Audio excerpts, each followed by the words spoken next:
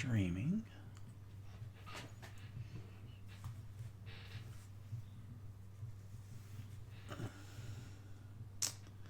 All right, and then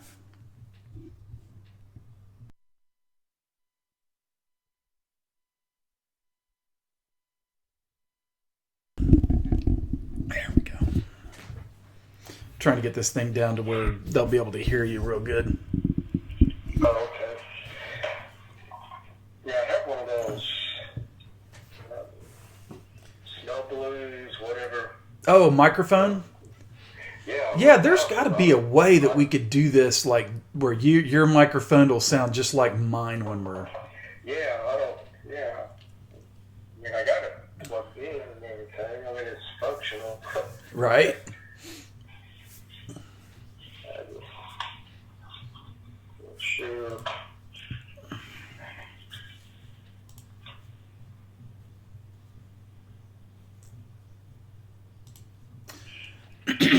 All right. Well, we are approaching the time here. Okay, guys, got a couple of people in here. Greetings, Eddie. How are you doing, sir? Can you hear? This is a sound check. 1, 2. Can you hear me?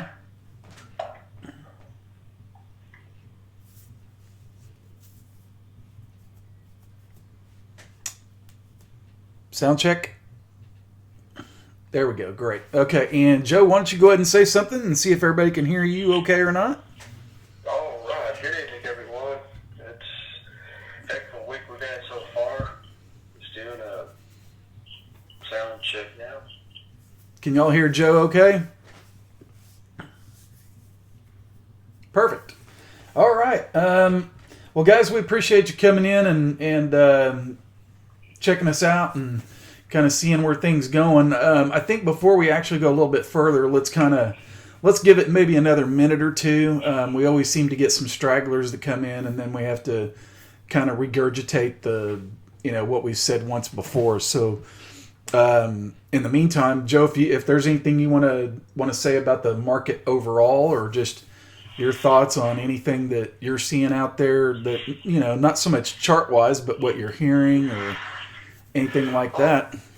Oh yeah, it's almost like every day you hear or read something about more institutions coming in. I think even Grayscale, the ETF, had a little news flash the other day that they're about of institutional money coming in. They moved up, I think it's like 20 million. Which is kind of hard to believe over the last, I think, quarter or so. So a lot of people are getting in, at the end of the year. So I guess they will, all institutions were wanting to have cryptos at least booked for the upcoming year, 2020. Maybe ride it out, see what the year will bring. So, wherever the big fish is going, that's a new feeding ground. So, Oh, exactly. Yeah. Mm-hmm. And then I was going to mention about everybody here probably also, follows gold and silver and everything. And we were, talking about that even the last time we did the stream, a few weeks ago, that we were thinking, gold would go, then silver would go, and then cryptos. That's kind of what's happened. Yeah, it sure did. That's a nice bull flag right there, by the way. Oh, yeah.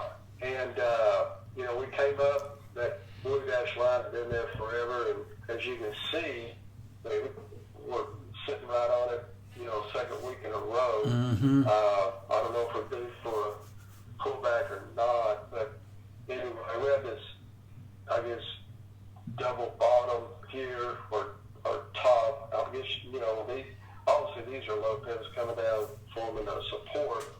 And as you can see from the breakout here, that support now is what? Resistance. So, just typical classical, Absolutely. Analysis here. So, and then silver, not too bad. As expecting to go up a little bit higher, but it looks like it's pulling in to this green bar here. So if it doesn't close below this green bar next week, we could probably get a green breakout on it, to the upside. Absolutely. And then the reason why I say that is because if you go here, let me take everything off. That's generally what happens. You'll get, 2 on the inside and then a breakout. But this Bitcoin Cash, but each time we get a big thrust, it looks like we have a pullback into it, thrust, pullback, So we'll see if this one today, if we don't get a pullback in here this weekend, if that makes sense. Yeah. Who knows? But, and then, I don't know how many people we have in there if you want to. Yeah, in fact, I was going to let everybody know real quick, guys, that me and Joe were talking before we actually started the live stream. And so basically what we're going to do is we want to get everybody involved here, right? Yeah, so it's not going to be so much me and him just talking all night. But we want to get your feedback. What is it you want to see? What is it you want to have us chart? I know there's people into different things, and you guys probably want us to look at maybe something you're in, and if you want our thoughts on where it's going or whatnot. But we want to devote this time to you guys. So if you got comments or questions, chart requests, put them in the channel. As soon as I see it, I'll let Joe know, and we'll both take a look at it. So just to let you know, going forward, just don't be afraid to type in the channel and ask your questions or chart requests. All right. So until somebody does, Joe, I see you got Bitcoin up. Oh, yeah. And what I want to mention, we're, had a real nice run. And actually, for 2020, December 18th of 2019 might have been our, recent all-time low and the turnaround and the start of this bull market. And then, on a technical analysis basis, this higher low here on January 3rd might have really been the one that kicked it off, because you had a low, higher low, and then, it just, started running. And then also, if you'll note, we haven't closed a candle under this 12 EMA. Mm-hmm. The reason why you use this 12 EMA, I mean, you use anything you want, but, a lot of people just use a 10 simple moving average, but the 12, that's what Coinbase had used on their, previous Coinbase Pro trading app, what have you. And on the new app, I just actually kind of off topic downloaded the other day.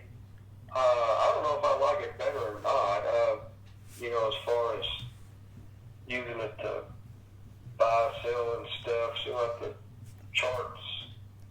Yeah. You can't over delay as much or whatever. Hey Joe, real quick. Sorry to cut you off. One of the people in the channel says they're having a difficult time hearing you. So maybe if you've got a way of I don't know if you're on speakerphone or not, or sometimes I think if you take speakerphone off, it might help a little bit.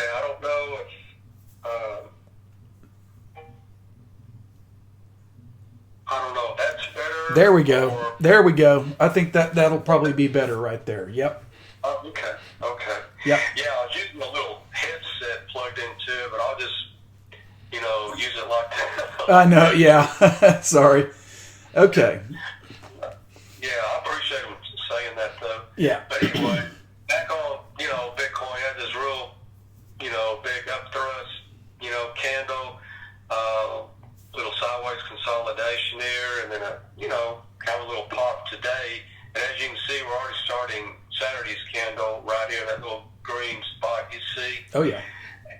And I don't know, we just want to build this chart together here. I'll just take all this off. And so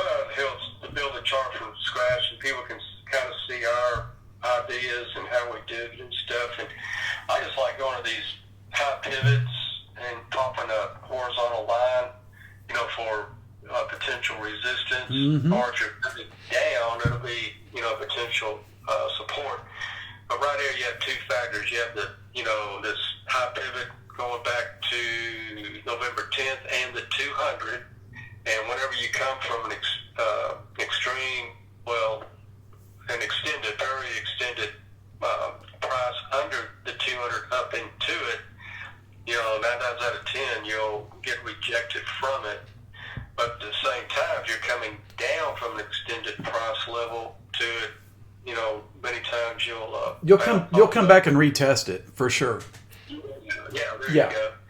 Yeah. And then also right on top of that, we have this, we talked about earlier, this sideways consolidation zone that could be a headache. And then the stochastic is really overbought. I'm so used to saying oversold with Bitcoin. Oversold again, oversold is dropping. And then your RSI, of course, is getting a little warm. It can travel way up there. We've seen it. Whenever this same size of run, it can really go high. But, with a normal stock or something, when you start getting into the 70s, 80s, and, that's a little overdone, and you generally get a pullback. Sure. And then also, we're extended a bit over the 12. As you can see, Bitcoin doesn't like to get too far over the 12 before it comes back and retest it, except for when it's dropping. As you can see here, we tested it here, then didn't come back and retest it till way over, the end of November. Mm-hmm. It's a couple of weeks there. But anyway, that's kind of the log. Do you want me to go over the weekly real quick? Yeah, absolutely. Yeah. Yeah, I think because, and I'll show mine here in just a second, and then after we do this, we'll get to chart requests. I got a few in here for us. So. Yeah. Well, the first thing people to notice is this long-term uptrend line, this black line here, and it goes all the way back to August of 2015. So because of that, we feel that's a reliable and valid trend line to go off of, and then we bounced off of it before, hit the 200, hit it real good,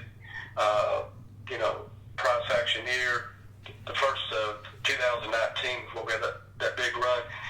But what we also want to show is this descending triangle here, and high percentage of the times, it's good odds that you're going to break down out of it. And the more times you touch this bottom, trend line, and that's true for any trend line. At some point in time, even this trend line will break. Oh yeah, for sure. I hope it's around 100 grand when it breaks. But anyway, yeah, I think we all do. Yeah, then we won't care. But right. Anyway, and right here, that's what I was expecting, because see, we had this big bearish engulfing candle, then we did some sideways consolidation under the 12, and then we broke down right here. Yep. Big bearish engulfing candle, sideways consolidation under the 12, and then I was expecting a breakdown, but it broke up. Now, this Sunday, 6 p.m. Central, I think that's probably one of the most important, this Sunday at this time, probably one of the most important times for us. I agree. Totally agree. In this sector, yeah, because if we hold where we are now, actually, we could even pull down, a few $100, but as long as we close above that downtrend line and that 20, which 20 simple week moving average, we're sitting about 83, 87, so let's just call it 8,400. I think we have a really good opportunity to, keep moving up to the high side here. And but at the same time, we did not do it here. But at the same time, a lot of times market makers, they'll bring once the price breaks the trend line, they'll bring it back into the trend line to retest that price breakout zone. Absolutely. And then run it to the upside. And the Yeah. reason for that is twofold. They can double their commissions, because people that don't know that little trick will, freak out and sell out when it starts coming in into where they bought, especially if it hits that line. And then they'll turn around and run it up. So what do people do? They have to FOMO in and try to catch up with it. When they do that, accelerates the price action to the upside. So just, be aware of that little trick. Yeah. And then just one couple more things. This high pivot here, that's the next goal. So number one goal is get over just basically close around where we are now. Number two goal is get over this high pivot. Let's call it 9,500. And when we get there, once we get a weekly close confirmation above that, I think we're, it's off to the races. Yeah, 60-65% there to turn this Titanic around. Yeah.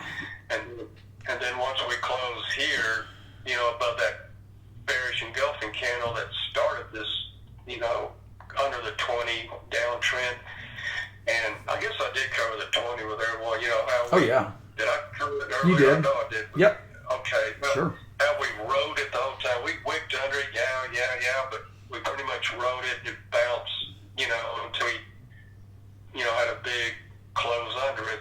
Then the rest of the story. But yeah, 12 to 20 to me, is that it is a significant moving average on this chart. I'll just show you real quick. I'm going to switch over to mine just real quick for a minute. And so just real quick, guys, I mean, this is kind of what I got on my daily chart, right? And of course, mine looks more messy than Joe's does. But anyway, this little area we broke right here is what bulls want to see as support. And that area is right around 8,500. It's 8,430 to 8,500. So bulls would like to see that area hold. Conceivably, it could still come all the way back down to 8,300 and still be bullish. But in this area is what I'm expecting, at least on a retrace wise. If we go over to let me pull up a weekly chart, kind of like what Joe was showing there. And then we'll get to your chart requests, I promise. So when I switch this over to a weekly chart, okay, and here we go. So this area right over here was resistance for quite a while, okay? We break above the resistance, we come back down, and now it's holding a support, and we're reversing off of it. That's pretty huge. And then if you go down and look at your stochastic RSI, notice how I put a trend line on that indicator. And notice how it's rounding right off of it and going up. That's what gets my radar and spidey senses going, is that we're above the 10, we're above the 20 now, and the 50 for that matter. And so now we have to look at like next retracement levels. And so I'm going to go ahead and take out, because we've passed the 61.8.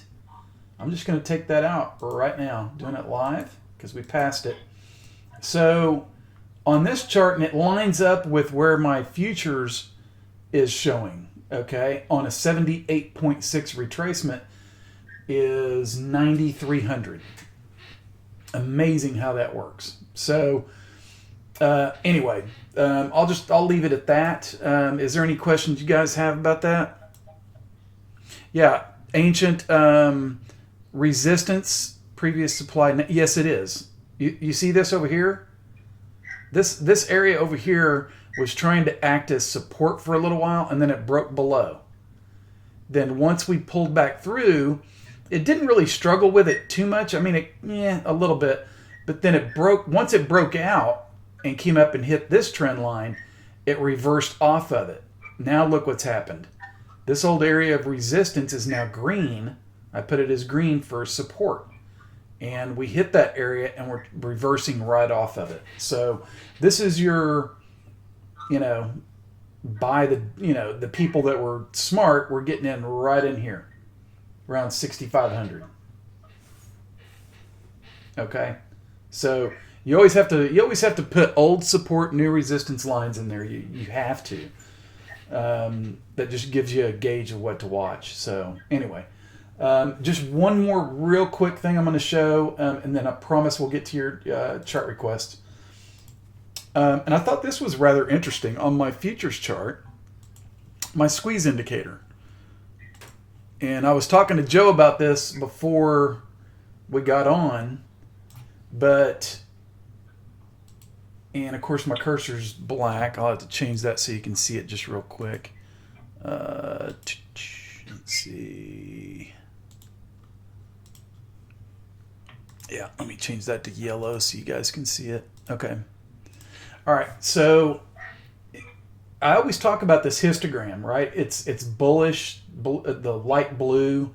That's, and when you get the green dot down below, and I know it's hard to see, but when you get the green dot down below, that's an indicator that the trend has changed. Well, I was telling Joe that normally these bars last about typically 7 to 8 bars before you start to get that blue, the darker blue, and a pullback or a retracement off of that.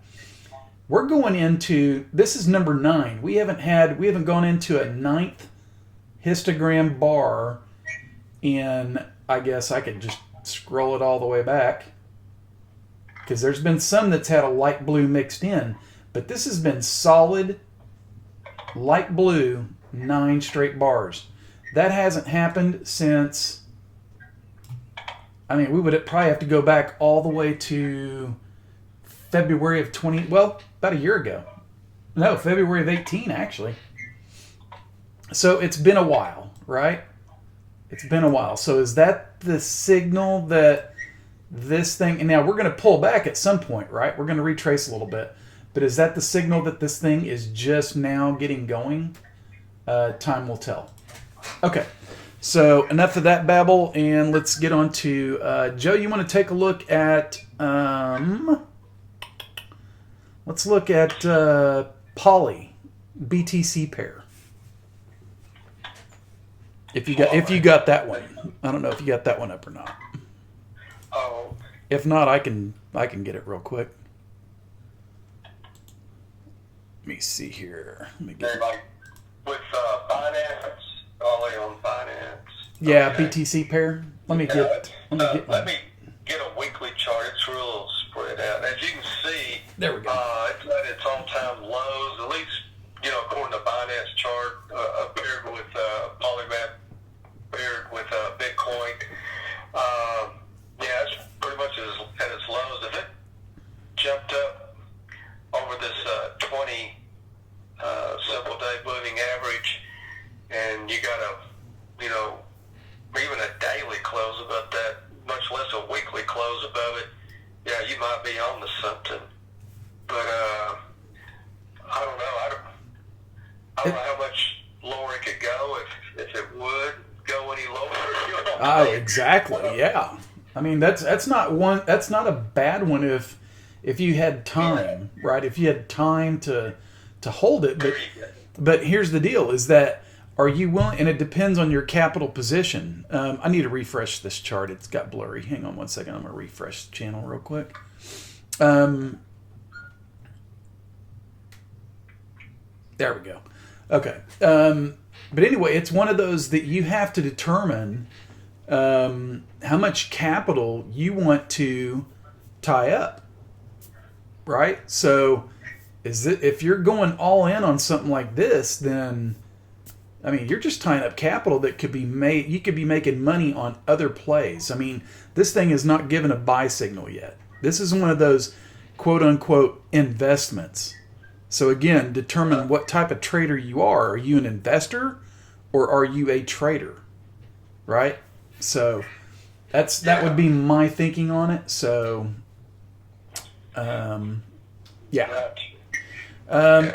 all right, so let me pull over. I'm going to look at one for Eddie. This is, and Joe, if you want to pull it up too, I'll take a look at it.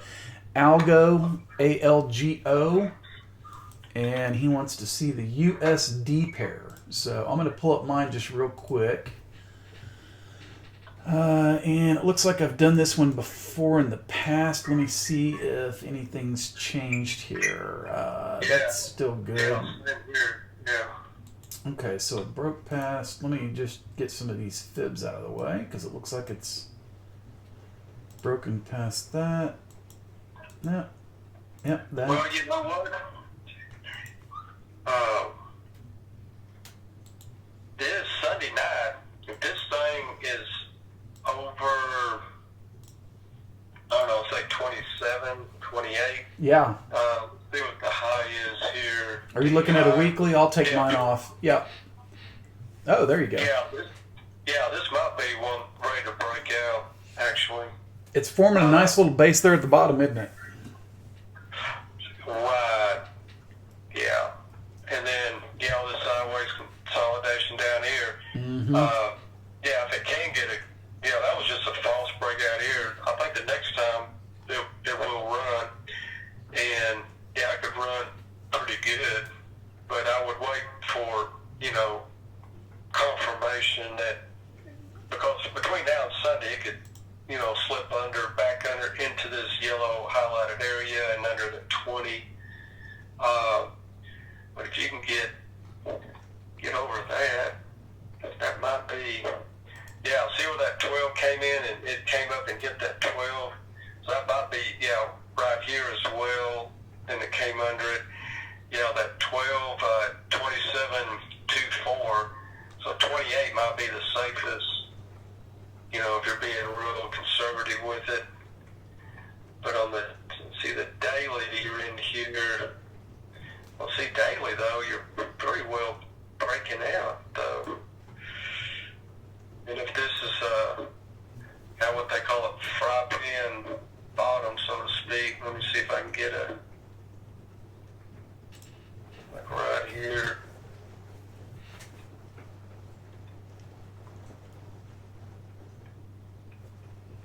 A lot of times you break above this line across here, that little green line where price is. Yeah, you're trying to do like a cup pattern there? Yeah. If it closes above that blue dash line, mm-hmm. You have a chance of running between the low here and the high. You can run up that far, if that makes sense. Yeah, interesting. It's kind of that's just a little rough guess. So yeah, somewhere in that 31 cent area. Yeah, that's what. I'll tell you what, while you're doing that, let me see. I'm going to pull over real quick on mine. Let me get it over to a daily real quick. Interesting. Okay. Let's see. Did I draw it from there? Okay, let's do a fib retracement from here down to there. And let's see what we got that might be in the way real quick. We've got... 50% retracement. Okay. You do these long enough and you can just kind of eyeball something as far as where it's at. Let's see. So 50% retracement at almost 28 cents. If you break that, next resistance 29.5, and then like Joe was talking about, that 78.6 retracement at 31 cents, 31.5 probably. So yeah, that's good stuff. Okay, very good. So we got algo. Let's go take a look at. I know we had. No one's talking about BTC. They're Ethereum Classic. I'm sorry. Oh my gosh! Yeah, I know, right? Yeah, exactly. We'll get to that one in a minute. That's a fun one. I actually, I loved that one. Yeah. Let's see. So we did algo. Okay, let's look at DGB. And did you buy? Yeah, I'm all over. You got that one? Okay, I'm gonna take mine out of the way and let you handle that one. Yeah, I like Digibyte looking at it on the weekly and 3-day chart, because even all these big wigs drive me crazy, but it's pretty much a descending wedge formation. We broke out. Sometimes you will come back and retest it, but I don't know if it will or not. But as you can see, we're stuck under that.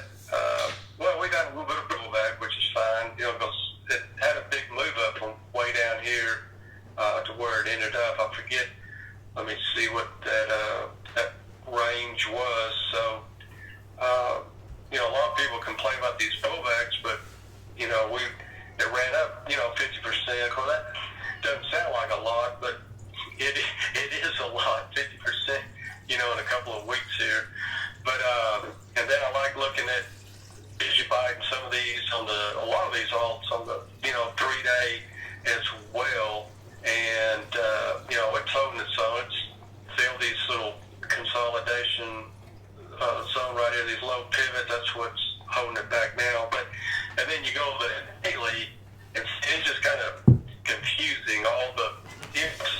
Just all the ups and downs and everything. And it looks a lot more impressive on the daily how it's jumped up. But in order to really read it and kind of get a feel for how the heartbeat and how it breathes, I like looking. Oh yeah. At the weekly or 3-day, chart. It just slows it down.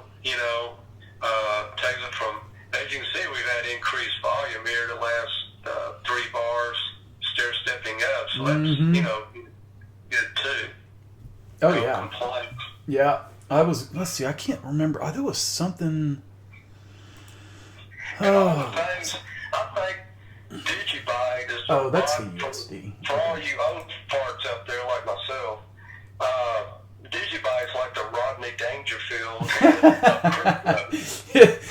It definitely is, isn't it? It's like no respect. I get no respect. So true. And that's got to, at some point it's got to turn around and, we'll start getting the respect that we're due, Oh, absolutely. Yeah, so I pulled over my chart real quick, and basically I had this red line in here as resistance, right? It wicked above it just an inch, just a little bit, and then it pulled right back inside. And so we're just kind of ranging just a little bit, but I tell you what, if it can hold, let's call it 75 to 76 sats, this area right in here. If it could just hold this and just kind of base right in here, then again, I like the thinking that it's probably, there's 2 fib clusters that I drew. One, and it came close to it the other day, it was 86 to 87 sats.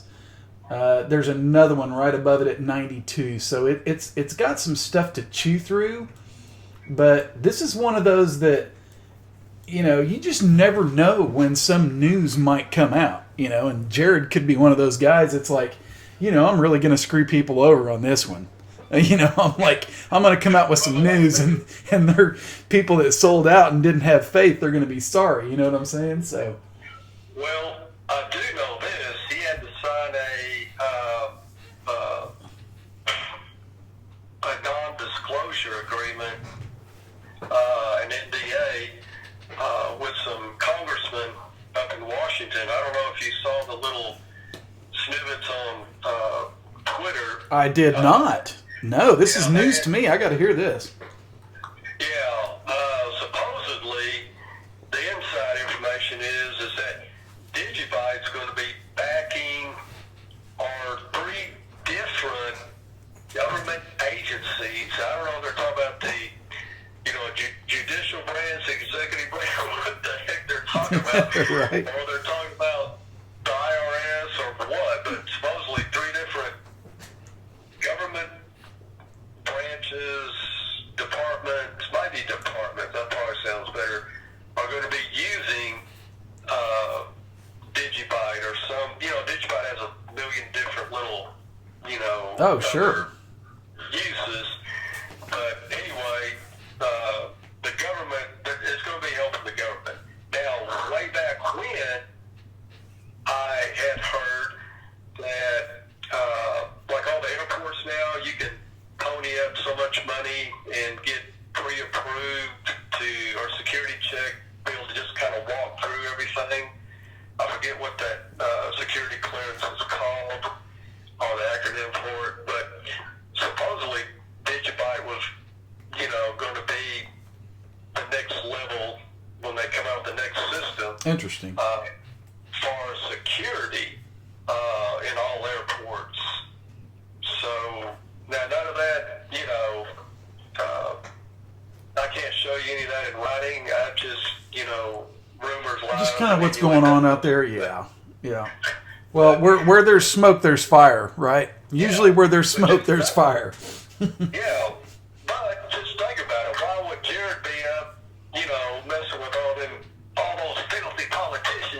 Exactly right. Yeah. Unless there was an opportunity there, I mean, I don't know how many, of us, congressmen are calling up going, hey, there's 3 or 4 of us that want to meet with you for lunch and Yeah. Talk about your company. So, Hey, Joe, so Payday wants you to look at Ravencoin.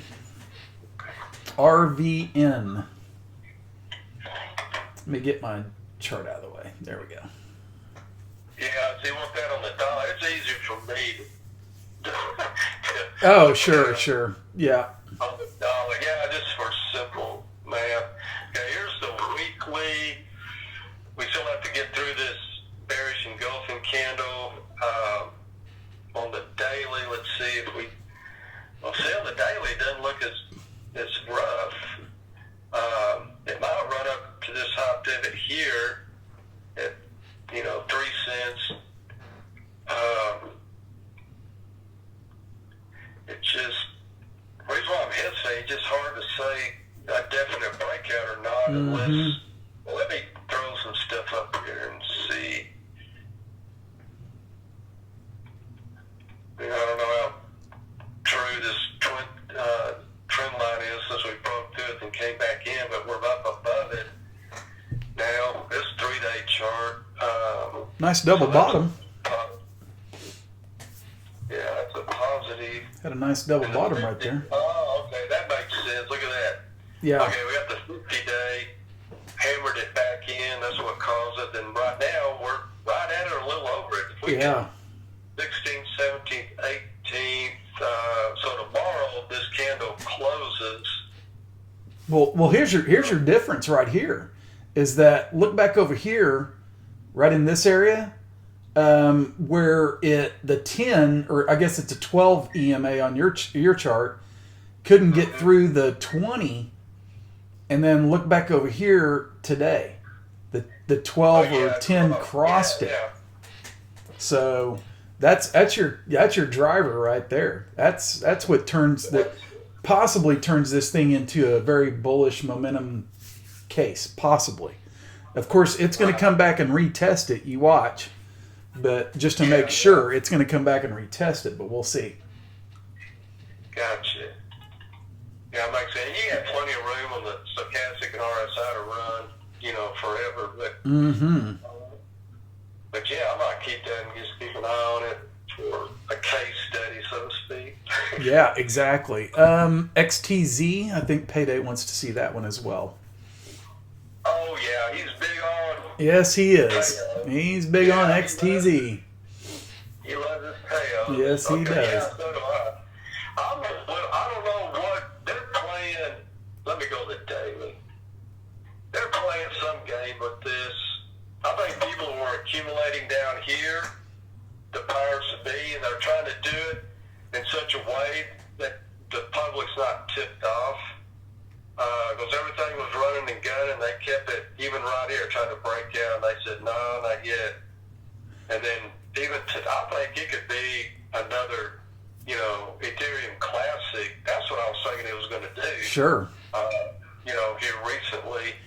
Matter of fact, that's why all these, I'm embarrassed to say, that's why I had all these trend lines up above it, because I was going to try to catch it as it was running up to see, what the targets were. I think what we're looking at, we'll have, 2 days, and then maybe Sunday we'll get another up candle here. So maybe Friday, that was today's candle, this red one, and this blue one is... Hold your chart right where it is. Don't move a thing, but go ahead and continue. I'm going to show something just real quick after you get done. Okay. Yeah, and then this red one right now, little red dot, that's tomorrow, Saturday's candle. And we could go up from here, but I'm thinking they're going to maybe bring it down. That 50 ought to, help us a little bit, because we've been under it so long, so maybe now it'll be support. We got that 12 up and over the 20 here. So we'll see if they surprise us tomorrow on the green candle or Sunday. So I think it's, Sunday, we might pop up to the upside. Yeah, I don't think it's going to happen. I mean, right there, hold it right there where it's at. So Okay. This has, and I'm just going to point out all cases, right? We're just not total all bulls here, right? But because, well, and I own Tezos as well. Okay, disclaimer. But is it possible that up here is a head and you've got a shoulder over here and a possible shoulder over here and that's your neckline? I'm just pointing out anything to look for, guys. So you always have to look anytime you get into something. Look at what your downside could be. Look at what your upside could be. Just don't go into it blindly. But this is something that might... I mean, we don't know. We just don't know yet. Right? No, and it's good to keep just try not to be biased on one side or the other. That's for sure. Well, and you want to look at your volume, too, because... And let's just say over here... I hate that wick right there, by the way. That's just stupid because it screws with charts. But, you know, you look at your volume coming into a shoulder. Your volume's here. As you go into a head and shoulders pattern, your volume decreases. So, shoulder here, a head up here with lower volume, and then obviously if it can break the volume of over here where the head was, then that negates the whole pattern. Okay? Because your lowest volume should be on the right shoulder. And right now, it's dicey, right? So if this thing can come in and have a big up day with some good volume, then that negates your head and shoulders pattern. So anyway, that's kind of what I got. Gotcha. Yeah, that sounds good. So we'll see. Let's see if we got anybody else that is wanting to. Let's see. Higher. I think you already looked at a weekly on Tezos, didn't you? Yeah. Higher time. But, okay. I can do that again. That's no problem. Man, that Bitcoin Cash is freaking me out. I've been watching it all night. Dang, give up $20. Gee, man. Yeah, it's up 5% right now, isn't it? Yeah, dang. Yeah, here's the weekly on Tails. XTZ. Yeah, really no complaints. You know, nice little, foundation here, and then, we're right up. Oh. See, by Sunday, the higher up, this wick you are, the better. You don't want to pull down too far into this. You don't want this body of the candle to evaporate too much and leave a big topping wick. Well, and not only that, but while you got this chart up, that's what I was going to say earlier too. It clicked in my mind when you pulled it up, and I was like, wait a second, I haven't looked at the weekly on this thing, but you had that big green stick right there, and notice over here on this real small little red stick, it never broke below that green stick, and that's where it's trying to bounce off of. So like you were saying, the smart money was coming in down in here, and they were probably coming back in here as well on that green stick, but yeah, doesn't look bad. Doesn't look bad at all. Cool.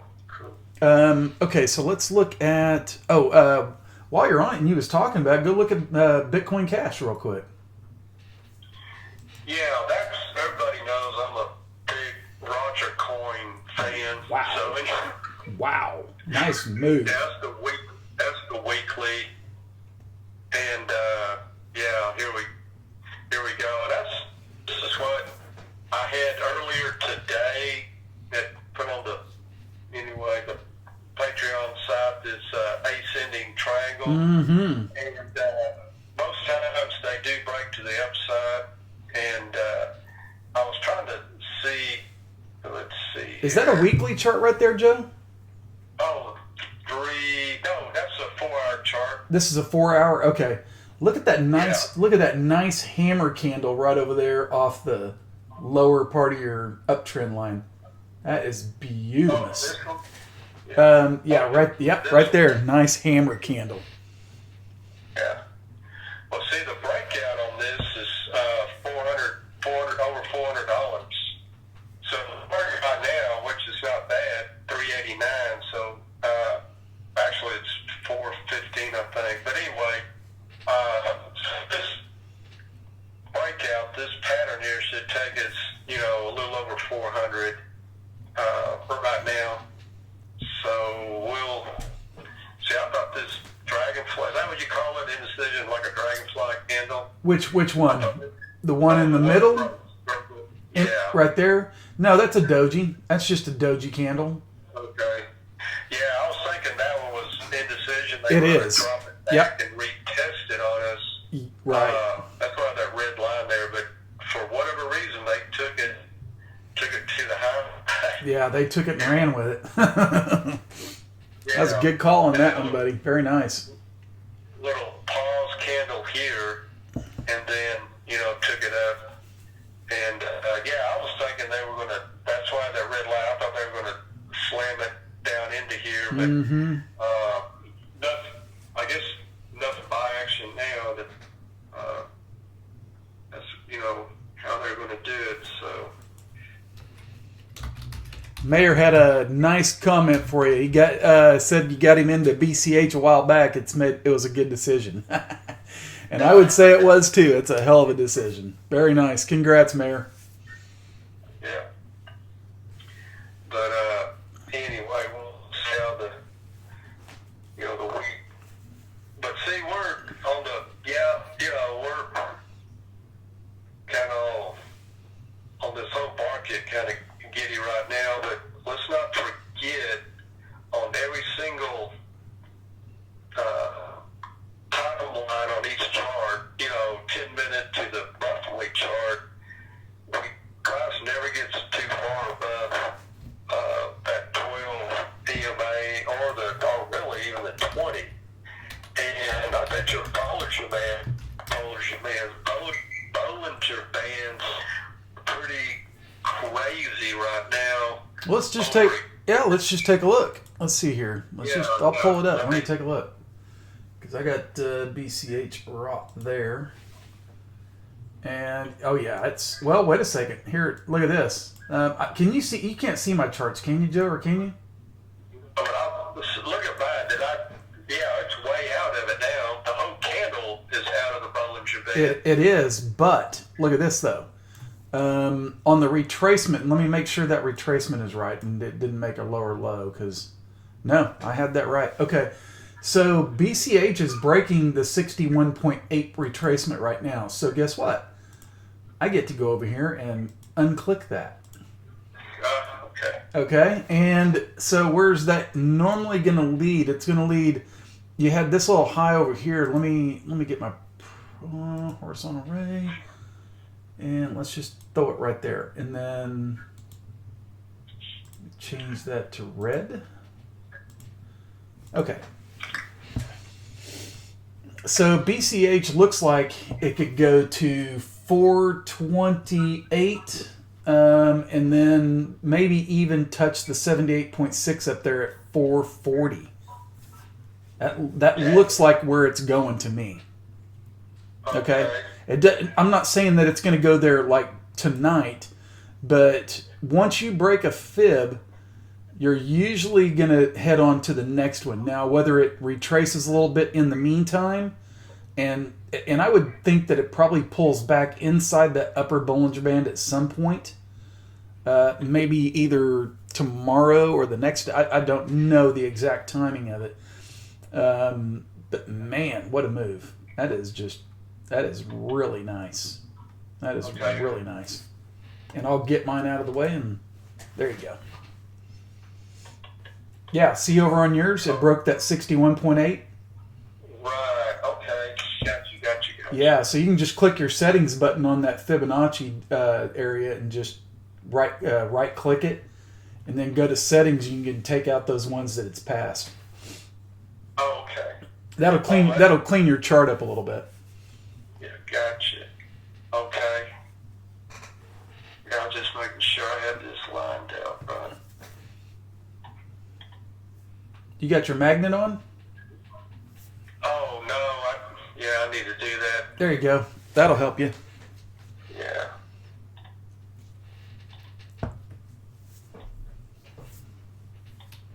Cool. Okay.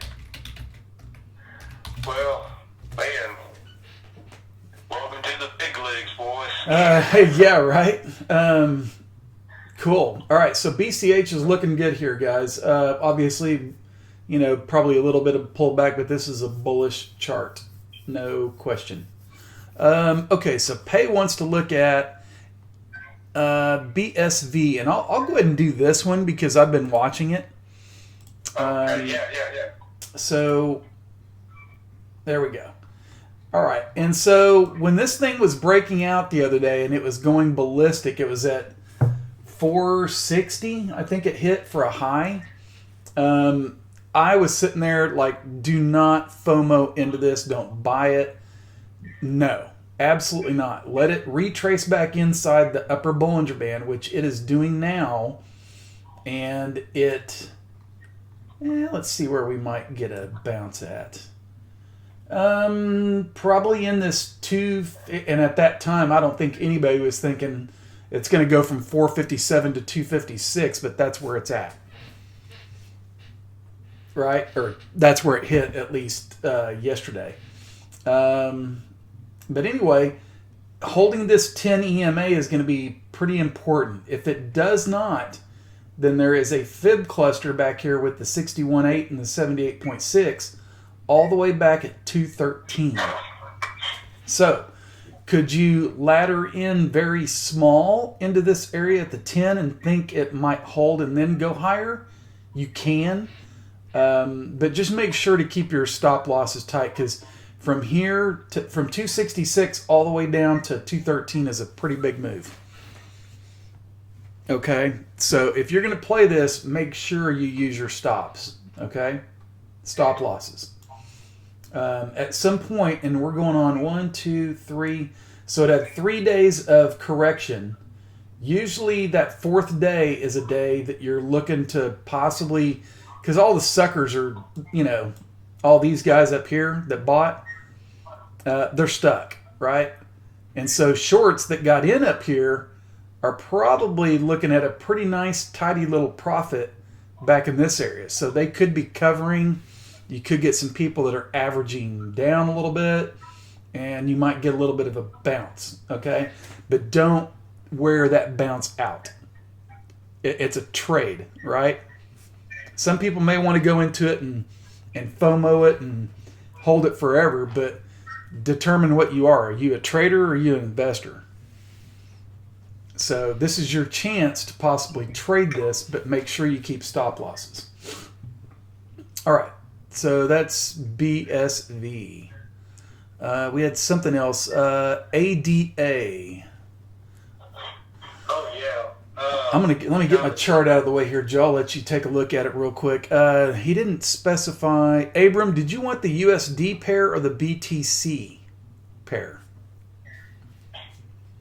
Well, I got the USD. Yeah, that's fine. I think that'll work. Yeah, here we go. This is the daily. This is the candle we're working on right now, right here. And we closed right under this, as you can see, this chart was already put together, and this is a high pivot, and we were looking for it to hold support, which it did. And then this was today's candle, Friday, and this is the current candle that started at 6 p.m. Central Time for tomorrow. So today we had a big, just a low up here that, closed right underneath this, these two high pivot areas, and it looks like this one here is taking over, staying on top of it and going. But at the same time, we're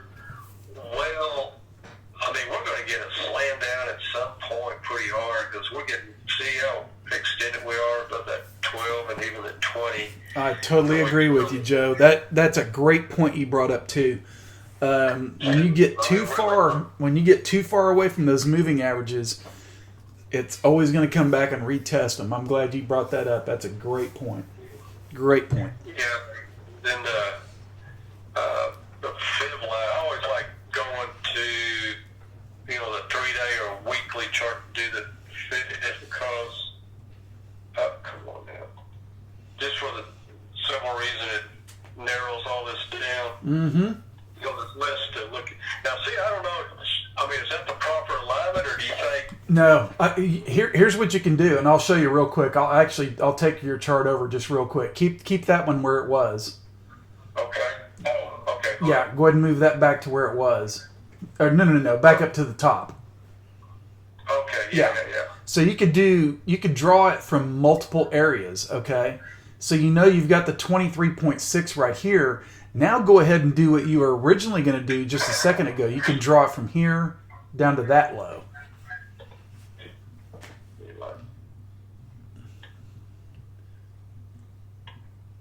Okay? So you got that, right? And now what you want to do is click on your well, I may be able to do it for you. So I can click on that right there, and then I can clean it up a little bit, right? I can go over here and I can go, wait a second, that's not your... I clicked on... What did I click on? There we go. Yeah, you're hitting the right thing. Was that it? Let's see here. Yours looks... Yours is a little bit different than mine. Let's see. There it is. Oh, here we go. Coordinates. No, style. There we go. Okay, so you're going to want to take out your 0, and then anything that it's past, right? So it's past the 23.6. It's past the 38.2. It's past the 50. Okay, now you can click OK on that, and so you got this one. Now you can also do, like, if you squeeze your chart in just a little bit, now you can go over and do a third Fibonacci retracement. Okay? And these are where you can get your clusters at, right? So you go there to there, and then let's just see, it passed the 61.8, obviously. It passed the 78.6. So now you're going to look at upside retracements. 1272, 1618. Okay, and then see if anything lines up on top of each other, right? And so you've got the 61.8. Does it look like, is that 2 that's lining up on top of each other right up there? Right. Yeah. Looks like it, right? So, but the first stop right now, I think you're right. This thing is probably going to pull back off that 61.8 and come back and test your 12 EMA. So, but that's how you do fib clusters. You just draw them from, swing high to swing low over higher time frames, and that's how you get those fib clusters. And that gives you a more defined support or resistance area when they line up exactly on top of each other.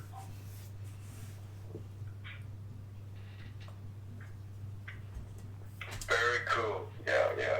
Yeah. So, yeah, you'll love that, Joe. You'll play with that and love it. I can guarantee it. Yeah. The key thing is just getting the stuff that it's past, right? Get those out of there so it doesn't clutter your chart and make it look messy. So, yeah, that's a pretty cool looking chart right there, though. That is pretty cool looking. Okay, let's see. Let's go to. We've had a few other ones in here. Let's see. Okay, we did BSV, we did ADA, we did BSV. Let's see. No one's asked about little Litecoin. They have just now. Payday wanted to see that Litecoin. Okay. I thought you gave up on Litecoin. What the hell, man? Yeah.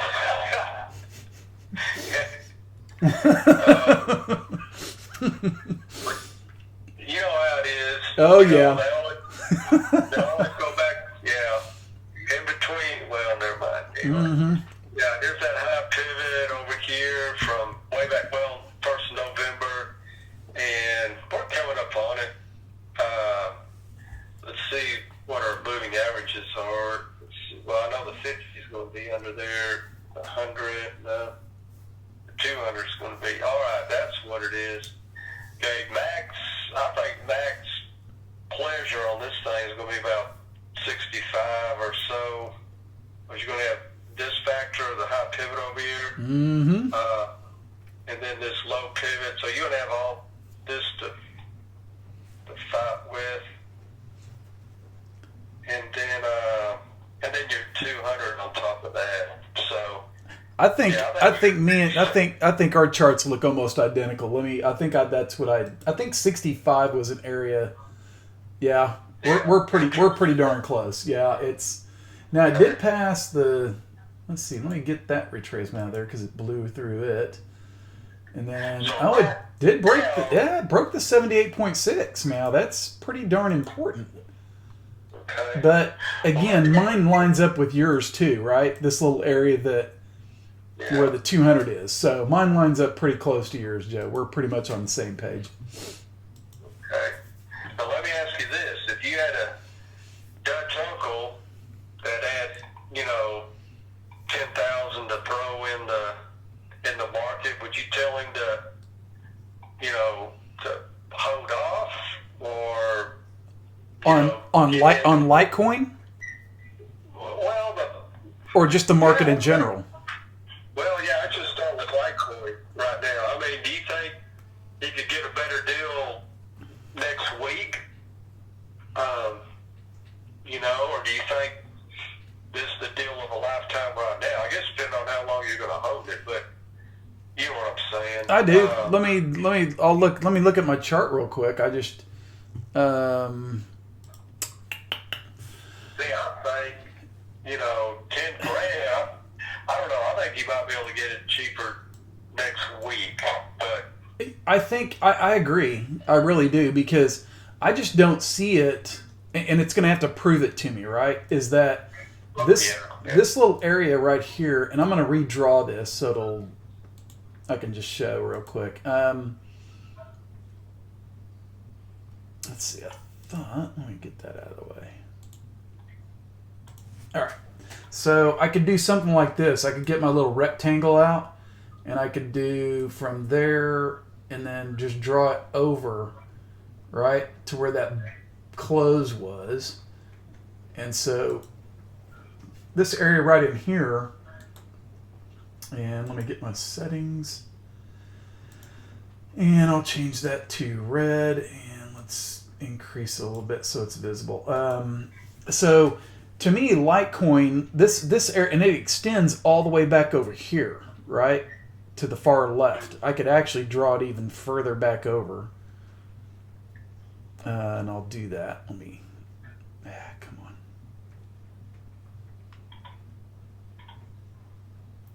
Darn thing. There we go. Okay. So back over in here, it was support, right? Came down, it was support, held, then it broke through, and then all of a sudden it became resistance right in here. So we turned that green into a red. It got rejected there and dropped hard, and now it's in bullish mode, and it's coming back to retest this red area. So what bulls would want to see, and this is what I would want to see before I ever threw like a ton at it, is I want to see it break out of this red zone, come up a little bit, maybe get past the 200 and close to the 233, and then come back down and retest this area and have it hold as support. And if that happens, then you're looking at a move probably over $100, right? So you could take a risk here, but it's a risk in my opinion, and it's not a high risk or a low risk play. It's a high risk play in this area right here. And if it was to blow through it, then I would just say, the heck with it, I was wrong, and I move on, right? Because as traders, we're going to be wrong. We can't be 100% right. But I'm just looking at the risk here involved, and I'm saying it's not worth the risk to buy it in this area. I would want to see it pull back.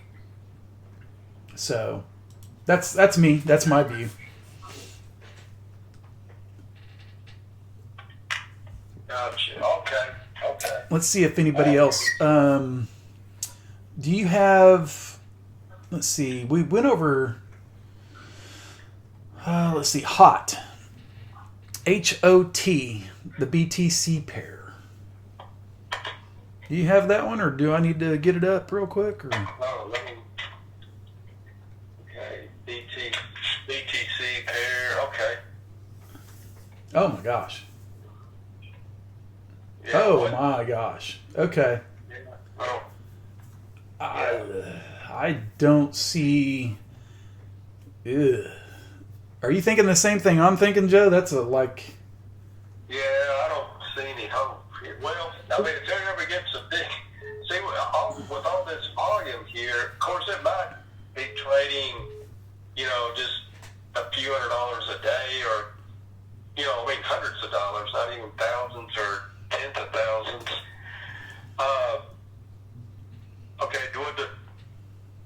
I don't know if they would, I don't know how I could say this PC, but did they maybe elaborate a little bit what this coin's supposed to do or be, or what's the... That's a good question. Let me look and see who asked it. Obina, do you have any information on HOT or what it does or what we're looking at here? I just, to me, I don't know what it does or what it's, what's the theory on this one? Or is it just a possible quote unquote Momo play?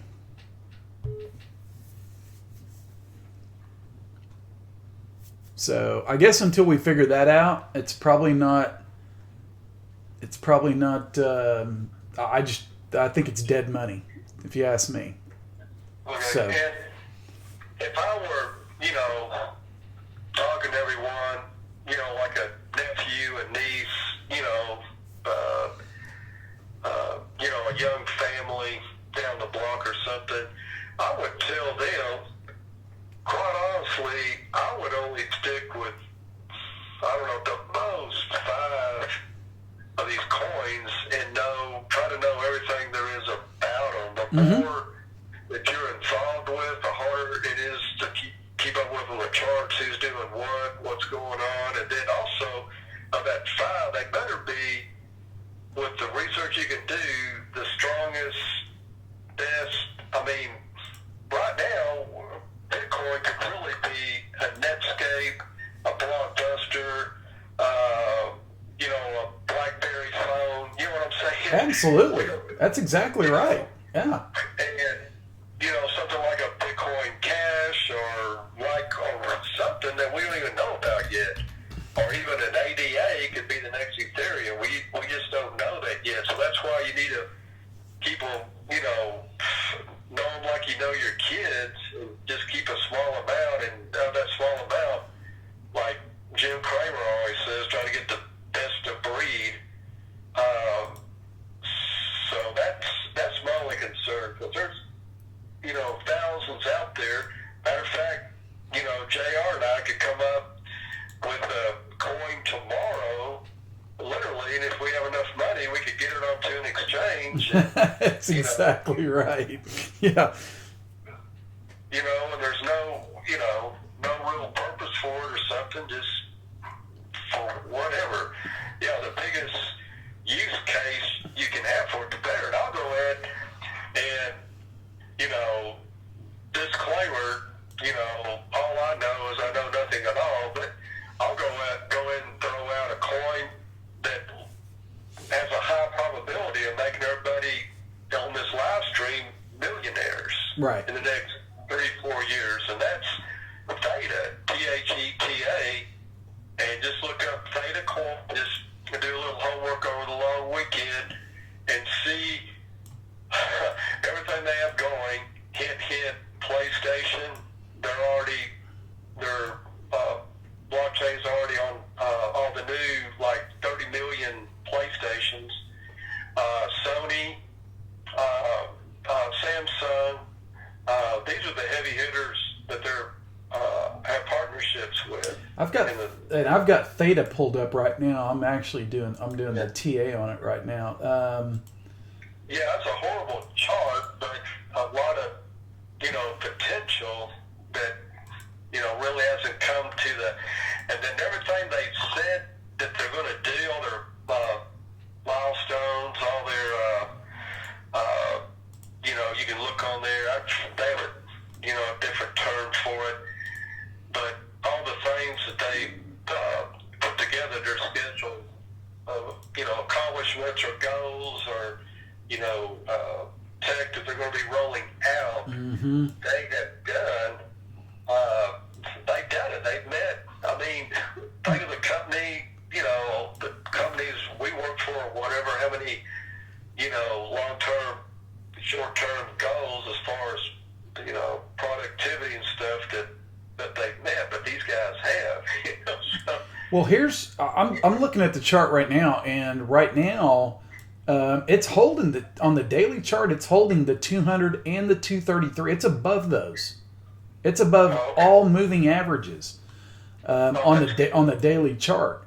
So now it's just a matter of if this thing's going to try to break up and blow out or not. So that's actually, I mean, with what you said, I could, it broke up. It's come back. It's corrected a little bit, but it's holding the 200 and the 233 day moving average. And this thing could roll. It could go sideways for a little bit more, but eventually, I think to me, it looks like it's going up. It may not go straight up, but at least in a nice, slow, type fashion. So. Yeah, this is one of those long-range deals, like, holding an Apple, stock or whatever. It's not which I appreciate. It's not, a get-rich-quick deal. There's, some stability there. Mm-hmm. But I really don't trust the ones that run up, 100% in one day. Sure. It's hey, will you, Abram has a question. He said, do you have a time for RVN? So let me get my chart out of the way, and then I will be, Joe, I'm going to let you take over for about 2 minutes. I'll be right back. Okay, and I'm sorry, Raven Coin. RVN. Oh, okay. Gotcha. Yeah, I'm going to do it on let's try picture first, on the daily. All right, wow, that's nice. Okay, what I like to do is go to the weekly. I hope you can hear me.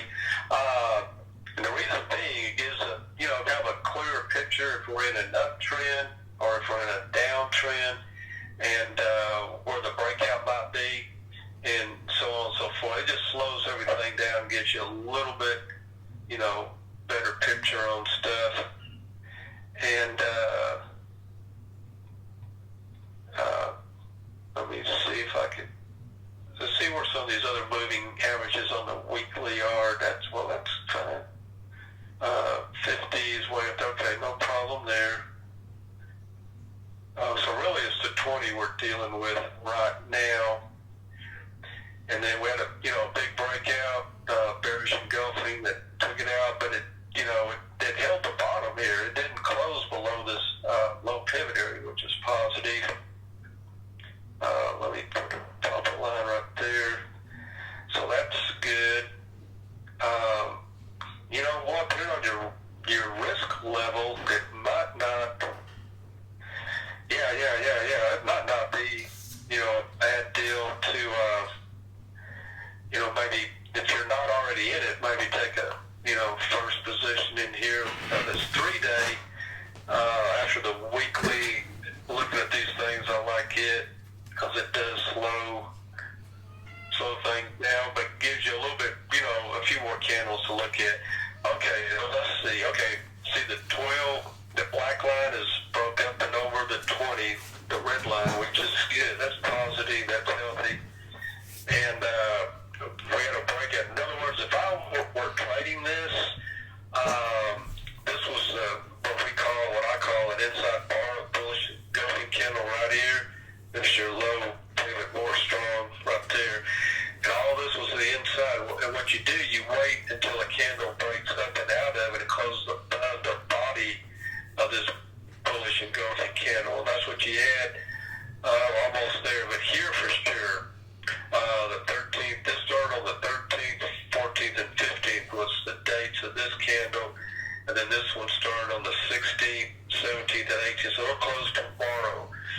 So, yeah, honestly, I would have thrown a little bit of money in here candle here because you broke out of this down trend line. There's one factor, two factors. You were above the 12 and the 20, and then the third one, you broke out above this inside bar. See how all the candles are trading inside here, then we finally broke up above it.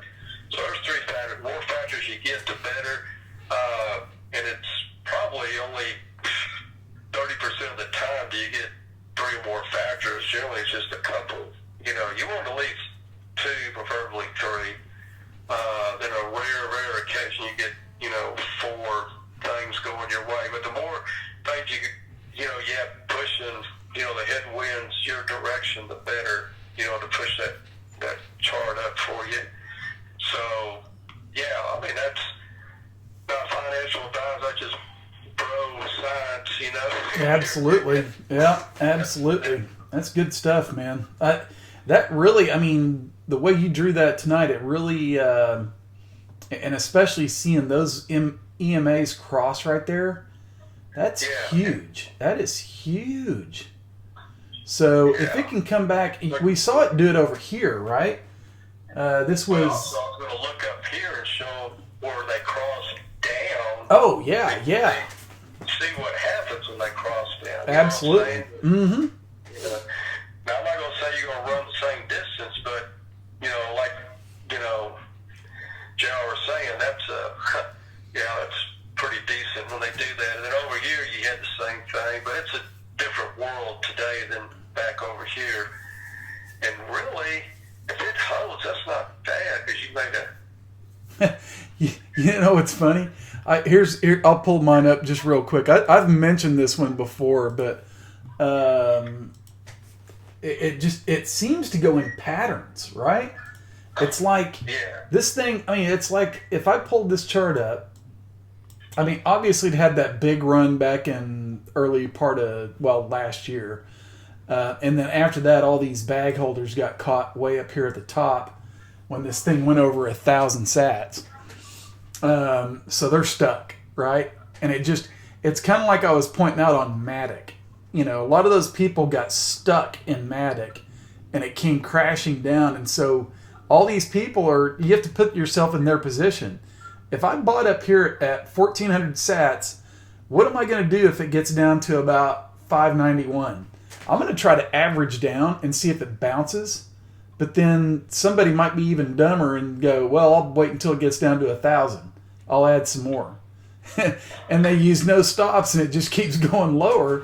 And I'm not trying to laugh at them, but that's how the market works. And that's how people's thinking is. But when you see it crash like this, it just takes forever to build a new bottom, right? Because you're trying to wash those people out. You just want them to sell. Just get out. And once you do, it clears everything up. But lately, this thing over the past, oh my gosh, how long has this been, Joe? Let's go back here to, October. Or even, it made a low back here in September, early September. Made a nice move and gets up to about 460 sats. Crashes all the way back down to 270. Goes sideways for a month or so. And then it comes up and hits 453. Crashes again. Goes sideways for, here we are, almost a month. Maybe a little bit more. And is it going to do another move to get back to 453? I mean, it is just it's just bouncing between support and resistance, and it does it almost every time. Now the only difference is that the 200 and the 233 are screaming down now, and it's within reaching distance, right?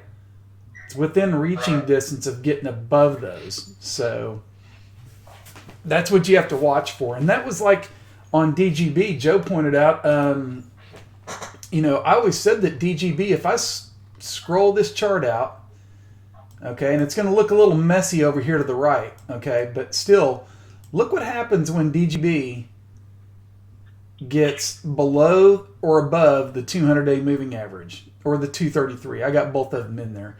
But when this thing screams down, it'll get above a little bit, but these moving averages are inclining down. It's like a ski slope.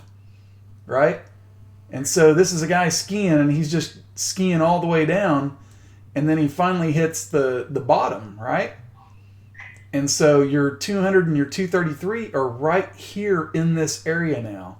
So the question is, if DGB, and if I zoom in, because we know where it came from, if DGB can get past the 200 or the 233, and your price to watch is 92 sats.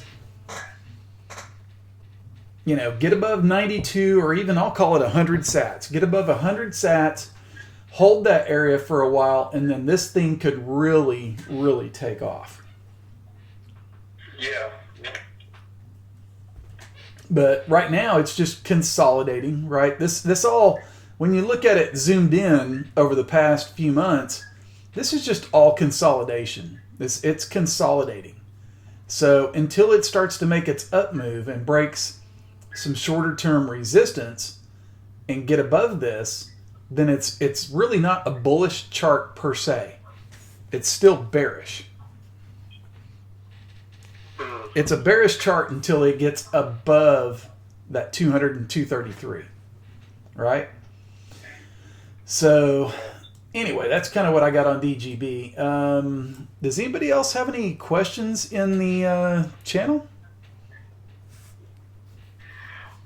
Well, while they're thinking, I was going to mention to people, be real careful trading in and out of these coins, because it doesn't seem like they're priced very high now, but let's say Bitcoin, you make a bad trade. I'm not scaring people not to take a little bit off the table and stuff like that. What I'm saying is just, you know, try not to lose coins, because if you just think of and it's just, okay, well, let's use Litecoin, because supposedly, you know, it's supposed to hit $1,000 someday. Okay, just use a hypothetical, there's no guarantee, whatever. And you lose just a half a coin, let's say, trading it back and forth. You know what I'm saying? Mm-hmm. Well, if you look at it another way, that's $500. Or if you lose a half a coin of Bitcoin, not half your bag, but just half a coin, and it goes back to 20,000, which it will. Well, you just lost $10,000. Right. Mm-hmm. Okay, so these little fluctuations, you know, a few years from now will make a big difference. Of course, you can add to it, but at some point in time, I mean, how many people do you know in your circle of influence that can afford, you know, next paycheck to go out and buy a full Bitcoin? They can't. They can't. Yeah. So then it's going to come a day that, you know, Litecoin, Bitcoin Cash, some of these other, you know, altcoins, Ethereum, you know, is going to get there that even at $1,000 or $500, you know, that's going to slow some people down. And so that's why I think just big money institutions, you know, people that are big players. They could care less about the day-to-day movement. They could care less. Yeah. There you go. They could care less. They're just letting everybody. And not only that, but I'm sure by now there's algorithms in this market for institutions. You know there is. These guys have already programmed it. They've already programmed it. They know where everything's at. They know where moving averages and I'm sure Fibonacci stuff. They've already programmed that in their nice little computers, and it's going to say, hey, buy this here, sell that there, buy that, you know. And if some bigwig comes in and wants to buy it, then that's what gets the market going. It kind of screws their algorithm up just a little bit, but still, it's based on, like, they're looking at this like, I'll just tell you this right now, they want you out of this market, period. They want this market to themselves, and then at some point they'll go out and start pumping it when this thing really starts making a move. You'll start hearing stuff all over the news, and you'll see stuff that they've hired people on Twitter, I'm sure, that's going to pump it. And get new investors to buy into it at the top, right? They're going to scare you at the bottom, and they're going to pump you at the top. Funny, you should say that. Kind of a deja vu. People remember this. Jamie Dimon, he was out bashing Bitcoin and drove it down. I remember that. So people found out that his J.P. Morgan, on the other side of the world, I don't know if it was New Zealand or Australia or something. Anyway, they were buying it hands over fist. As it was, after he caused the big drop, they were over there buying it. And also, it came out that Warren Buffett, Hathaway, his fund or funds. Now, I don't know if I'm sure he still blesses stuff, for what they buy. I don't know how involved he is in the day-to-day,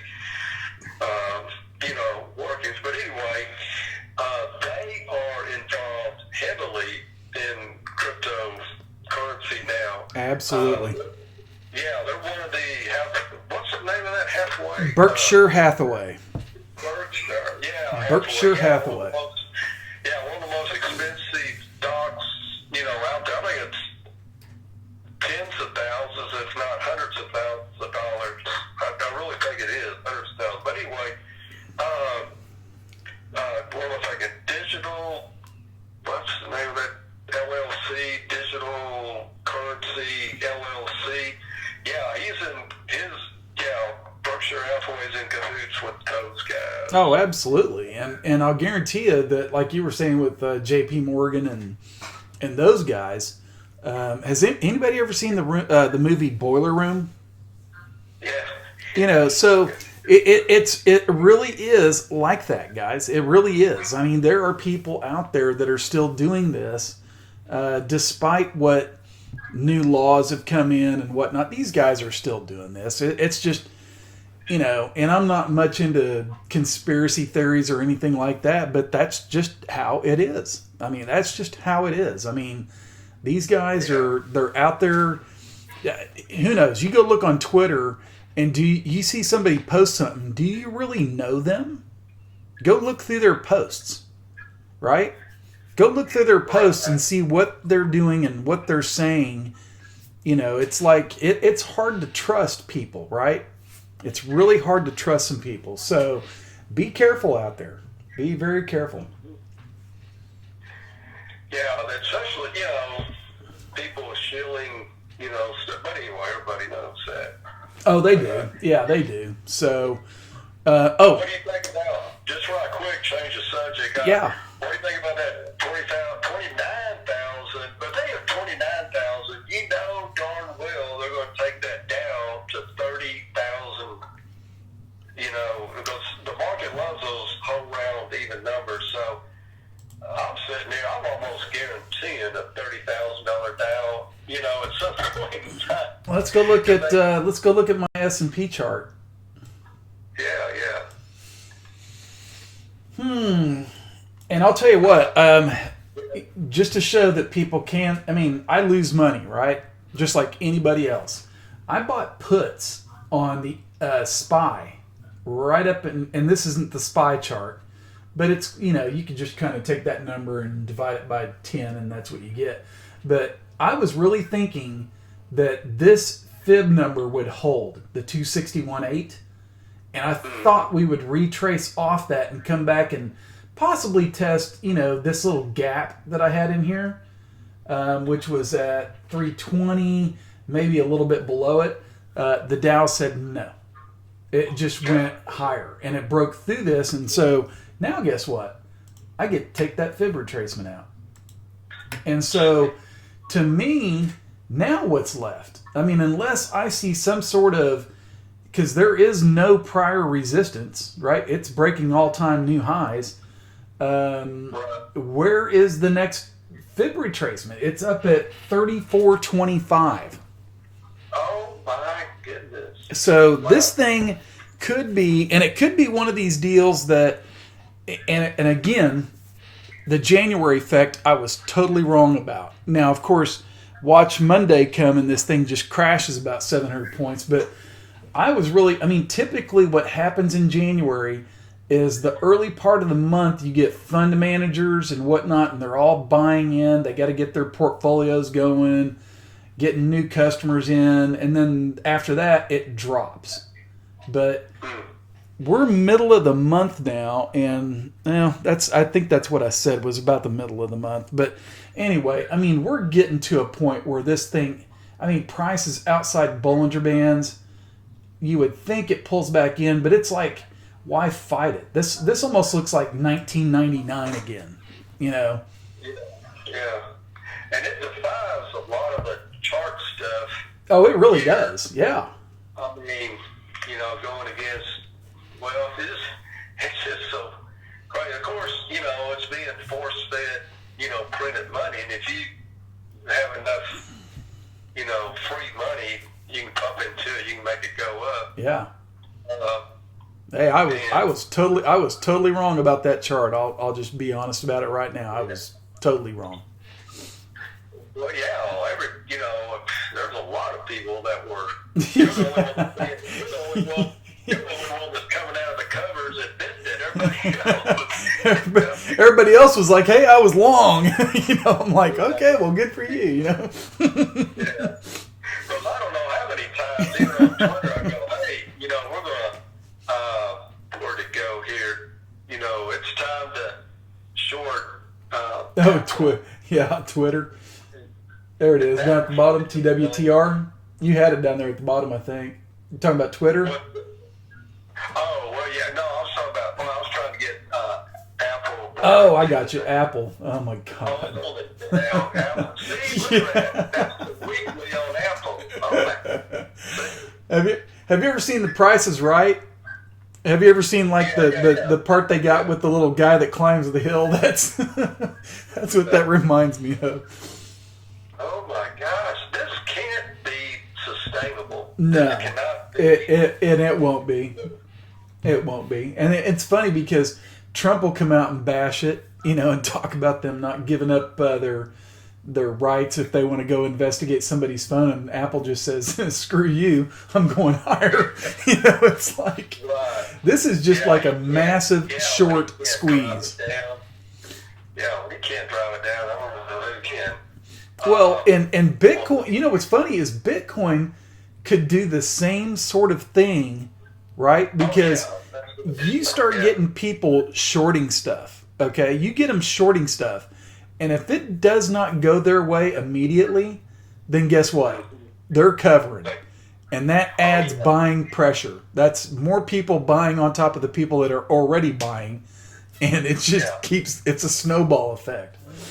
So it's actually kind of funny. I hated losing money on the SPY trade, but I just had to laugh. I was like, okay, they got me. I was like... I was going to show you this monthly chart of Bitcoin, and the first 3 years, as far back as this Bitstamp chart will go, which I think is one of the longer charts, the first 3 years, it closed, it closed through 2014. Okay, then starting in 2015 right here, 15, 16, 17, 18, and then last year, January was a down month. So I was telling our Patreon members that, just the statistics and odds say that this is going to be an up month for January. So that's something else I think we have going for us. Just the cycles and statistics on it that, we're due for a yearly up January. And then if you look back I don't know if this is a jinx or not, but every single February since 2015, okay, let's see. Yeah, since 2015, every February has been an up month, a positive month. So, I don't know, if it's time for February to be a down month then, you know what I'm saying? If we're flipping it, and since 2015,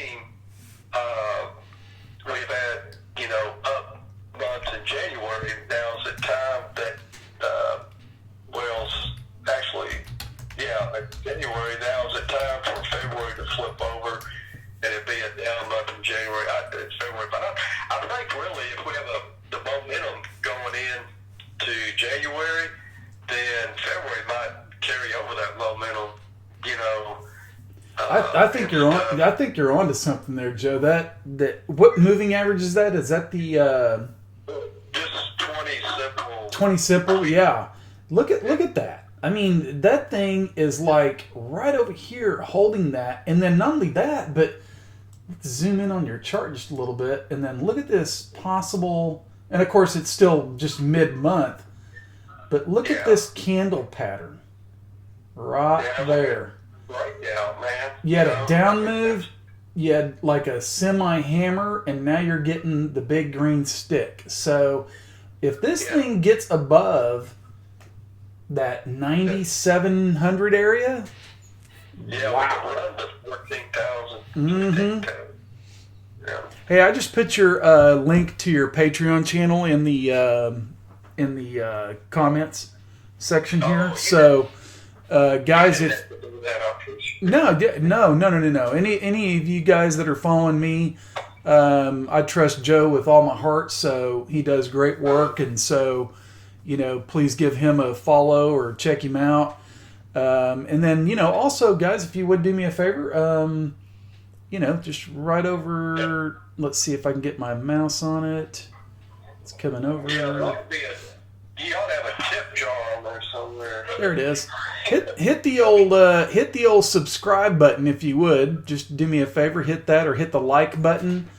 Also hit that little doorbell button, just so you can get notifications, because I'm going to be doing nightly updates from here on out. But again, please check out Joe's channel. I think well worth it.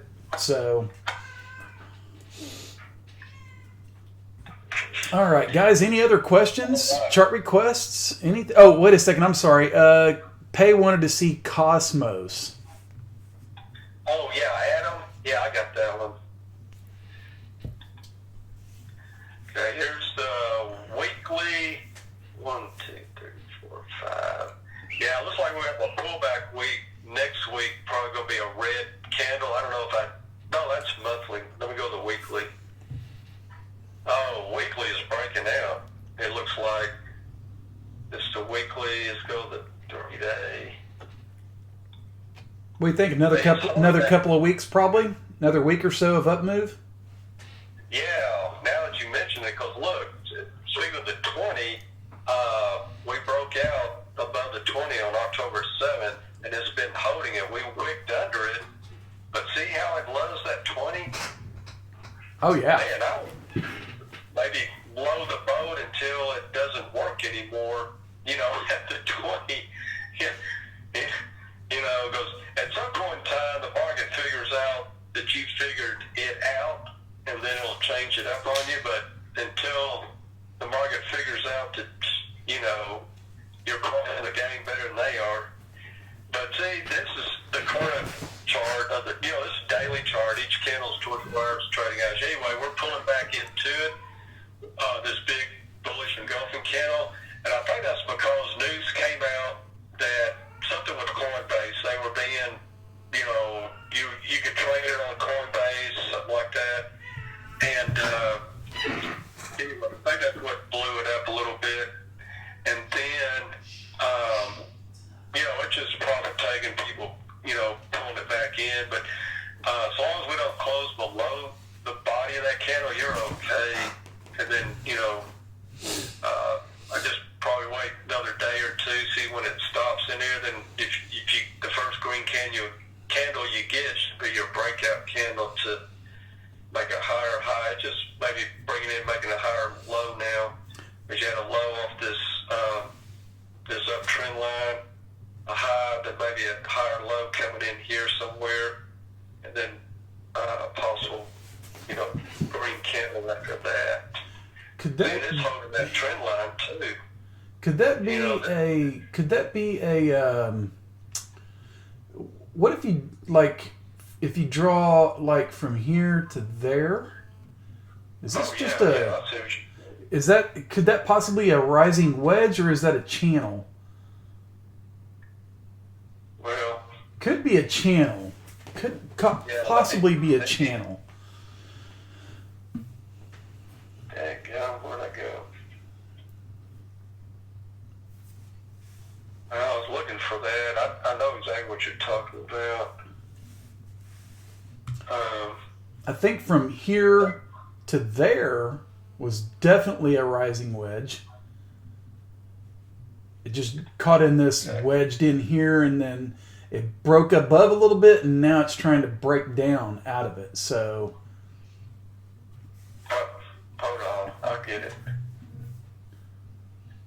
Let me get rid of this. All right, Patty, hold on, I got you. This is it. Dadgum, I can't do that right. there you go. There you go.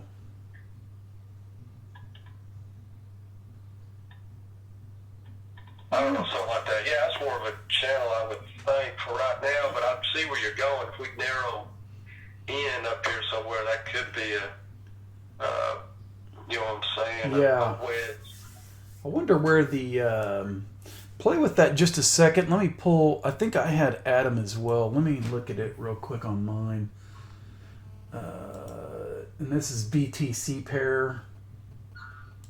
Yeah. Yeah.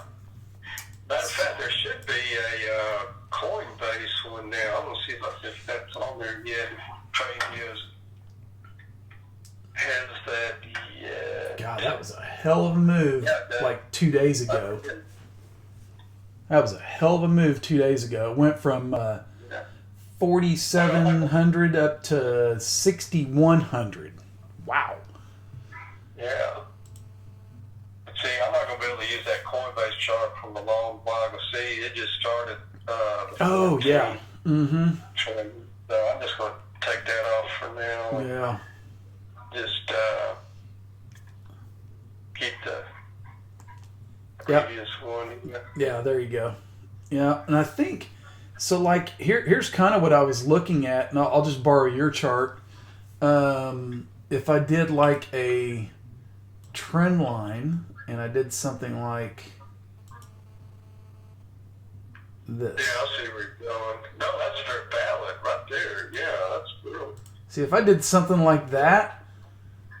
Yeah, we're going to hit that and probably put it back in there. Yeah, that's kind of where I was going with that, but I didn't, yeah, so that right there, and then, yeah, so we'll see. I mean, right in here is a channel for sure, this little shorter section here, but the longer part could be a sort of wedge. Right? Let's see. And that might coincide with, even though I think alts are having their nice little move right now, if Bitcoin starts to crank above 9,000, we've seen if that Bitcoin dominance chart gets going and Bitcoin takes over, people are gonna dump their alts like crazy to get into it. So yeah. But we'll see. Doesn't have to happen. You know what I mean? I mean, this could be just a fantastic year for alts. Yeah, I hope so. But I think everybody should, also watch for the fact that it's like I've always talked about, is that, and I don't know if you agree or not, Joe, is that it's kind of like back in the .com days when everybody was it was .com this, .com that, and then they all ended up washing out, and there was just a few of the strong boys left. Right. Like Amazon survived. eBay survived. There's a few that will survive. The one thing I haven't seen though is like consolidation within the coin market. Because wouldn't you think there's coins that are similar, right? That do similar things that they could just be like, let's just say Bitcoin. But then again, who's the CEO? It's like, who goes out and makes that decision? Like Bitcoin, we don't even know who the CEO is, right? Satoshi. But But still, it's like Bitcoin couldn't go out and say, you know what, I think I'm going to go out and buy BSV today. You know, or I can't go out and buy Bitcoin Cash. You know, they can't do that. So it's like you keep looking for some consolidation in this area, and I just don't see where it comes from or how it's going to happen. Yeah, that's a good. That's a good thought. I'm trying to wrap my mind around it now as you're saying that. But, yeah, it's weird. Oh, but anyway, guys, does anybody have any questions, chart requests? Let's see. Okay, so Eddie says, oh, wait, Pay wants to look at Link. What's Pay doing? Opening up I'm telling you, man. Pay, are you like getting like a portfolio going here? Or what's going on there, buddy? I mean, I like it. If that's what you're doing, I love it. Yeah, actually, okay. Speaking of your SPY puts, I was really thinking 1, 2, 3. This sucker would have pulled back in here and got whacked down, but it said no. I'm going for the gusto. Yeah, it is. You know, it did get this high pivot kind of formed a little. I think the 200 is there too. Let me see. Had a nice little higher low too. Higher low there, higher low here, higher low, boom. Yeah. Matter of fact, this one. Okay, what I want everyone to look at. Actually, we're just gonna. Well, I wanted to see the showing people what the moving, just right quick, the moving averages. See, we're getting the line up correctly, the 12, the 20, the 50, and then you want the 50 over the, 100 eventually, but it's getting the line up pretty good. But see, let's see who has the best on that now. That 100 is coming down, so that 100 is lower, which is good on Bitcoin. So far, Bitcoin's winning. Now, see, really, right now, Bitcoin Cash has the best chart as far as the moving averages. And then yes, it does. See, because the 100 is closer to the 50, and they're all lined up. ETH, if 100 is way up here, then all the others is way down there. Link, where you are at. Well, can't even count that. Atom. The Atom, also that we just looking at, see, everything's lined up. Boom, boom, boom, boom. That's pretty strong. Actually. So chart-wise, probably the strongest one right now. And see, Neo, that's not shabby at all. That's almost like Bitcoin Cash. So you're right. There could be some, $1 to $12 stocks in here. Keep that Neo chart up just for a second, Joe. Keep that up for just a second. Look at that. Look at this, okay? Going to point this out real quick, guys. Two different things, okay? You had an inverted head and shoulders, right? Head, shoulder, shoulder. Target area has probably pretty much been matched or even succeeded, right? But look at this. If you was to draw a line like this and come around and do this, that's a cup. That's a cupping. That's a cupping bottom right there. That is a cupping bottom. And so at some point you're going to see probably the handle and then boom, and then it takes off. So cupping bottom, right? And then watch for your handle and then take off. Yeah, matter of fact, I wasn't calling it that, but now that I took off I put it back on here, I was calling it a fry pan bottom, and then I was taking, the center, the top of this line down to the bottom, and that would be our target. But I like your idea better. Let's see where it hit. See, we could move a little bit more, but I don't, that's just wrong science. Yeah, and it doesn't have to be perfect. I mean, the cup doesn't have to always come up and hit this area right here. It could, it could slide down just a little bit. It doesn't have to be perfect. I want to keep that. Yeah, I want to keep that on there. Yeah, there you go. That's nice. Yeah, and guys always talk about pulling back into here, maybe something like. Totally agree. Perfect. You drew that just perfect, Joe. Perfect. Something like that, and then blow up to the high side. Yeah. So we'll keep it. Yeah, that might be a play of the week, coming up, because we are going to get some pullbacks here. I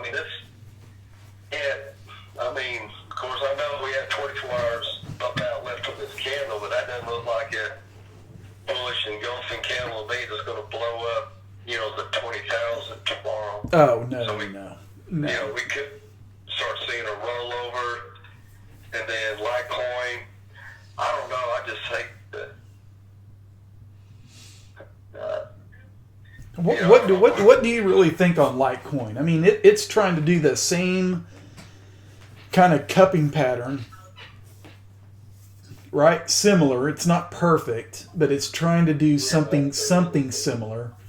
What are your thoughts on Litecoin? What do you think? Man, honestly, it depends on what Charlie's doing. If he's buying, I'm in. But right. Well, we know what happens when he sells. Yeah, I know. Yeah. Well, as you can see, and all joking aside, we're getting ready to hit a double top here. So rounds like you were saying, 64, 65, and then I think we pull back in. I think we start pulling back in this weekend. You know how Sundays are sometimes, the whack down days for whatever reason. I think we see some pullback, and I mean, if you include that, that's 1, 2, 3 hits of that trend line, and generally on the third hit you do, get a rejection, and it's generally the fourth or fifth before you start, moving up, and even trying to see if there's anything else. Not really. Let's go to a smaller. Let's go to a weekly so I can pull all this out there. See, we're at the top of that. Okay, if you go back to, that's a dead end. We should fall back soon. If not, if we get over 60, let's just call it 65 for even numbers, it'll run, because see, you got a high pivot here, that's resistance, low pivot resistance now. This little area here that was, resistance, we couldn't get through it. I don't know if you can count that right there. And then a high pivot that goes all the way back to 2017. I mean, that's a perfect. See where that green line is right here? That's where your price is. Sure is. So it's trying to get up over that high pivot. 1, 2, 3, the down pivot, and 4. So there's 4 notable price factors here, area zones that have been, an issue, or not an issue of concern, but very important in previous history. Okay. So that's what we're fighting against now. Then do we make it up there? This is a weekly count because it's Sunday. Does it need to come back and breathe a little bit? 1 or 2 weeks back in there, and then make a higher low and go, or can we, next week just thrust through there? Yeah. With enough, buy volume, anything's possible. That's the only way you're going to get through that. Let's see if we have any of the moving averages around there. Probably, you got the 50, that's not going to help. So, anyway. All right. Well, I've got, let's see. I'm going to pull my chart up real quick. I got a chart request on BAT. And BAT has been a really good one here lately. I think the fib retracements are, they're still where, So, all right, so on BAT, here's what I like about it, is that we're getting past the 200 and the 233 right now. Still a good chance it probably comes up and touches 25 cents. It's sitting at what point? Well, let's call it 22 and a half cents. At that point, I would expect, and this would just be an expectation, is that it pulls back in and retests the 10 EMA that's coming through now, the 10 or the 200 and the 233. The 10 EMA is coming through those. Come back and retest those, and let's see how it reacts off that. And if it holds that, then I would be going like big time long up to 32 cents. And we've seen in the past, this is like zoomed in view, right?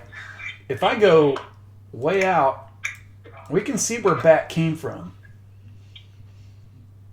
All the way at 45 cents, or almost 50 cents. So you could be potentially looking at a double here.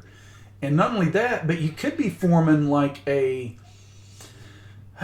not exactly like a W bottom yet, but it has the potential, right? If you was to draw a letter in your alphabet and take a W, you're coming down like this, you come up, and then down, almost symmetrical, perfect, right? And now we're coming up. So BAT could be a big winner for 2020. Let's just keep an eye on it. But that's kind of the early thinking. It's not going to, I don't think it'll happen like real quick. But symmetrical wise, I would say hits 25, maybe comes back and tests 21 briefly, and then takes off.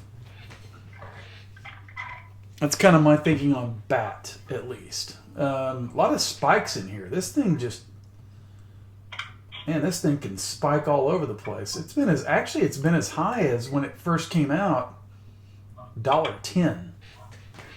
Not saying it's going to get there anytime soon, but nice double bottom right here too. That's just beautiful. Beautiful double bottom. And you got the Bollinger Bands expanding out. It's trying to ride the upper Bollinger Band, so this thing could run for a few days. It actually could. Actually could run a few days. We'll see. So that's kind of what I got on BAT. Joe, you got anything different? Can you see anything different, or have you looked at it? Oh, yeah. I had it up. You got it up? Okay. Got mine out of the way. Yeah, right here. Just show you how these trend lines work. It never hurts to throw one in there and see how, we couldn't get over it. Finally did, came back, and seriously, like, pretty much retested it almost to the penny and then bounced off of it. Anyway, that's the first thing I wanted to show. Wow. And then, yeah, that's why I like these 3-day charts. Each candle is 3 days of price action. You have this bearish engulfing here, kind of an inside bar. Nobody could get, close below it or above it. Boom. That was your get-in candle right here. I didn't, I wish I could brag and say I did, but anyway, inside bar, the higher up on the candle that you're trading, like in the, top third, 25%, the higher the probability you're going to break to the upside, which is what it did. Of course, you can always go to the downside too, but that's why you hold that, like if you're trying to scale in, scale out. I don't think you'll agree with me, Junior JR, that we're not really going to know the exact top or exact bottom, or let's just call it top, the exact top. If you're in Litecoin, we probably won't know the exact top of when it hits. And let me go back to Litecoin. And this was our recent highs that we ran from, end of 2018 up to, June of 2019. But kind of, reason why I like that is that it rode that 12 EMA, and then, you had this was really the get out candle, but nobody knew that, let's be honest, because everybody was still thinking, the halving and everything else, that we were going to go I knew it. You know, but now, I'll be honest. I'll be honest. I knew it. I think I actually posted that candlestick pattern back then. So anyway. But if you know, started scaling out, you know, maybe a 25%, a third, or whatever, each time that you crossed one of these, and this was the total get out candle, because you had the 12 cross under, you know, the 20, plus you closed under both. So if the only thing you did was take, you know, 50%, 60%, whatever of your run up out here, think how many more coins, you probably triple your coins, even if you got in here. Absolutely. You know? Absolutely. Mm-hmm. So, I mean, that saves you a lot of headache, grief, you know, grinding your teeth at night going, oh my God, it's still going down, it's still going down. Looks kind of like Mount Everest. Yeah. And then what you look for is just these bearish engulfing, and then when it starts trading inside there might be a breakout. So just wait, boom, there you go, right there. And then add to it here when you got over both those moving averages. Yeah. If that makes sense. That's good. That's good stuff right there, buddy. That is good stuff. Yeah. That is technical 101 right there, guys. Yeah. So anyway, that's the way we roll over there on Patreon. I'm just saying. Absolutely. I gave you a plug, buddy. I gave you a plug. Heck yeah. I appreciate it. You didn't have to do that. Very kind. No, I did have to do it. You give me plenty of plugs on Twitter, and I appreciate it, man. And that's my plug for you right there. You're the damn Rodney Dangerfield of Twitter, man. I guess I don't get it. I really don't. But that's fine. I'm trying to teach. Yeah. I see these 20, 15, 20, 25,000 follower, chart guys on Twitter, and man, you're freaking. If it was a foot race, you'd be able to taking Gatorade, let them catch up. I mean, it's ridiculous. Well, I appreciate that. I do. I appreciate it. I don't know. Sooner or later, I guess people catch on or whatever. But, most right now, I think, and I see this on Twitter too. I guess there's some people, and I think, what's his name? God, I can't remember the guy's name, but didn't he go out there and get don't you have to pay for something on Twitter to be able to get people to follow you or do something like that? I think I saw somebody post about that one time, and I was like, oh, so maybe that's why they're getting 20,000 followers or whatever. They're going out and advertising that crap, and it's just okay. it's crazy. Hey, Fabio, did you just tip me again? Oh, buddy, thank you so much. I really appreciate that. That means a lot. And guys, I'll just apologize to you. I mean, my feelings were hurt a little bit the other night, and probably have been for the last few weeks, but man, when I put out some good calls, I'm sitting here and going, holy crap, nobody loves me. I'm like, and so I'm trying to keep it from going to something where, I don't want to go, but anyway, we'll continue on, and we'll make this thing work. And Joe, I definitely want to do a lot more, collaboration, because I think the two of us together just would absolutely kill this thing. Absolutely kill this thing. Yeah, even doing these live streams, I learned something every time we do. But you never know it all. I mean, I'm like one of those NFL coaches. I'll steal from you. I'll steal plays from you. You know what I mean? Hey, I look at your stuff too, and I mean, just seeing what you've done tonight, there's something that I may be totally overlooking, right? And you've posted a couple of things tonight that I'm sitting there going, well, holy crap, how did I miss that? And it may just be the way that you stretch your chart out a little bit, or you look at it in a different view, and I'm looking at it in a totally different view, and I don't see what you're seeing. And I'm like, well, wait a second, he's got a point there. That thing just did this, and I need to pay attention to that. Yeah.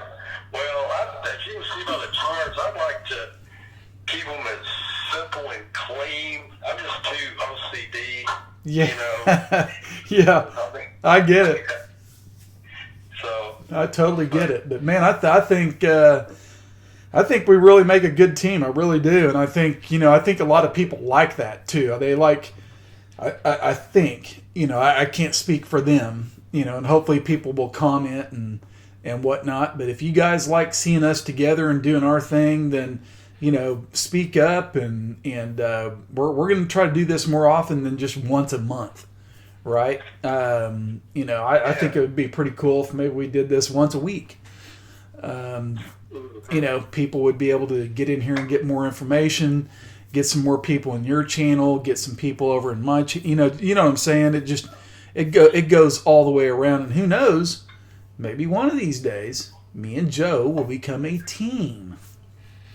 right, yeah. And we'll make our own website and make our own whatever channel or whatever, and come up with something that you guys will all get into. So I think two heads are always better than one. That's my point of view. Exactly, and this stuff is going to be around for I think over the next, I might be stretching it 4 or 5 years. I think we can still see some massive runs both up and down, but once more of the population gets in, more of the institutions get in, I think it'll settle down, and we won't get those 15, 20, 50% runs per day. Oh, sure. Yeah. I mean, things are always good in a bull market, right? Everybody's always happy, everybody's good, but it can be good on the other side too, because even though we may not short stuff, and Joe, I don't know if you short anything or not, but I don't short. I do not short. Yeah, I don't either. I mean, that's kind of what I was known for. You were asking my brother-in-law, that was what I loved doing, BSV fighter and all that. But obviously, not the last few years. But if we could, when I say we could, if there was a trusted exchange that I felt safe doing it, I would, but at the same time, I would not sleep on anything short, if that makes sense. Oh, it would be, yeah.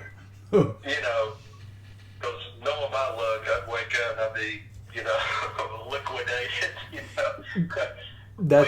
That's always the scary part, and I always try to tell people about this. When they're doing margin trading, you do not want to go to bed with a short position. I don't even recommend shorting on leverage. Well, you have to have leverage, obviously, to short, but I just don't recommend shorting at all, period. I've seen too many people get liquidated and done in the market because of some stupid little mistake they made, like not putting in their stop loss, or they made a mistake in their trade, hitting it, where it's going to, what it's going to do, and that's all it takes, and you get one big move. It's happened to me like 3 times, and that was enough. I was like, done. I mean, if I could have had that money back, wow, but hey, it happens, right? You learn from it and you move on. So that's why I do not short at all, period. Yeah. Probably safer, yeah. Yep. So anyway, you don't have to, you can go to bed at night and knowing that all you're going to lose is, hey, whatever I had in the market, that's what I'm losing. If you go to bed and something happens with your leveraged position and you have no stop loss, then guess what? You wake up the next morning and you're getting phone calls from everybody saying, hey, mortgage your house, whatever, you're going to have to pay me. Yeah, you go bankrupt, period. Right. So lose your money, your cash, or whatever you had invested, or go bankrupt. That's your 2 options, unless you're very, very careful or very, very good. So be careful. New traders at least. New traders. Let's see. So we're getting some comments. Let's see here. JK No Call went big on Monero at $44. I think Monero, is that XRM or is that X? What is Monero? I think it's it. What is it? I think Monero is like X. Is it XRM? No, it's. I thought it was XRM or right. XMR. XMR. Yeah, XMR. Yep. Yeah, here it is. Dang, it's had a nice little run. Yeah, it has. Wow. Oh, and we forgot to look at Ethereum Classic too. We forgot to look at that one. Oh yeah, here we go. Oh yeah, the piece. Okay, yeah, I had to put that on the. Well, here's 3-day. Jeez, chart. unbelievable. Yeah. See, look, it came up to hit those high pivots. Oh yeah. Boom, boom, and then even this one, it shrunk under it. Mm-hmm. You know, then on the daily. Yeah, that's not. We'll see how it closes. You know, Saturday evening, but that could be a big hint of a. Potential reversal. I totally agree with you. And not only that, and you've been harping about it all night, and I totally agree. Look how far away price is from this moving average. Look at that, guys. That is not sustainable. Even that fast one, even the 12. Yeah, the 12. That's what I was pointing at. That there is no way that this thing is it's not sustainable, right? No. Yeah. But I had people asking me today, serious, if they should get in, how much more of a run we had in it, and I don't think there's much more, if any. I think smart money is shorting it right now. Yeah, you're very right. We've been talking about not shorting, but that's one that. I think a lot of people were probably thinking that right about back in here, and they just got ripped. They got their faces ripped off right there, and just had to cover and bite the bullet. So, too funny. That is a hell of a move. That is a hell of a move. I'm trying to think if I had. Let me look at mine real quick. ETC. I thought I had like. Oh gosh, no. I may have to go all the way up to a 261. Let's see. There we go. Okay. Good Lord of mercy. Wow. Okay, so on this chart, look here, guys. We saw something similar, not exact. This was almost like a 1 or 2 day event back in here. But when you see the little wick coming out the top like this, that's an inventory retracement bar. Getting the same thing right here. Okay? So we saw what happened back here. We're seeing what's happening over here. So do we look at history and go, okay, it may pull back inside. So if you have profits in ETC, I highly recommend taking them. Okay? You can always get back in on a retracement. Now, of course, leave a little bit on the table, right? Because I've got my trading plan. If you follow my trading plan at all, then you can sell profits and keep some, right? It's not like you're totally out of the position. But get your original capital out, take profit, and leave some on the table, and then that way, in case it goes to, hell, if this thing goes to $100, then you're still in it, right? Or you could buy, it's not like it's going to go to $100 tomorrow, but you could sit there and buy a retracement and get a little bit back and then ride more higher. But to buy it right here is just, to me, in my opinion, that's asinine. I just don't see this sustaining.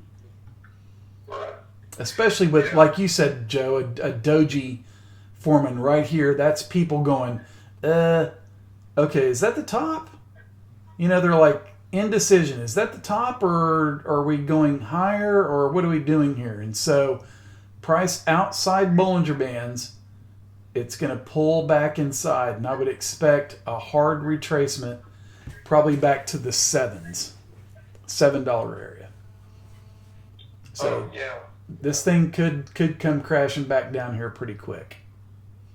Of course, I could be wrong, and if I am, then I apologize. Yeah, I can see it coming. Easy. I mean, even if it hits at least the 0.5 to about 770. But anyway, time will tell. Especially if we start dropping over the weekend, everything starts pulling back a little bit since we've had such a heck of a week. Well, you see, it's already dropped back. It's dropped below your 238. Let's fix that. Take that out. So it's dropped below your 236. And now it's the 38.2. So it's trying to hold that area. I mean, I would think at the minimum it comes back to the 50% retracement. Okay. Right here to test this faster moving average, which is your 12. That's my thinking, at least. I don't. Do you agree with that? What do you think? No, I hear you.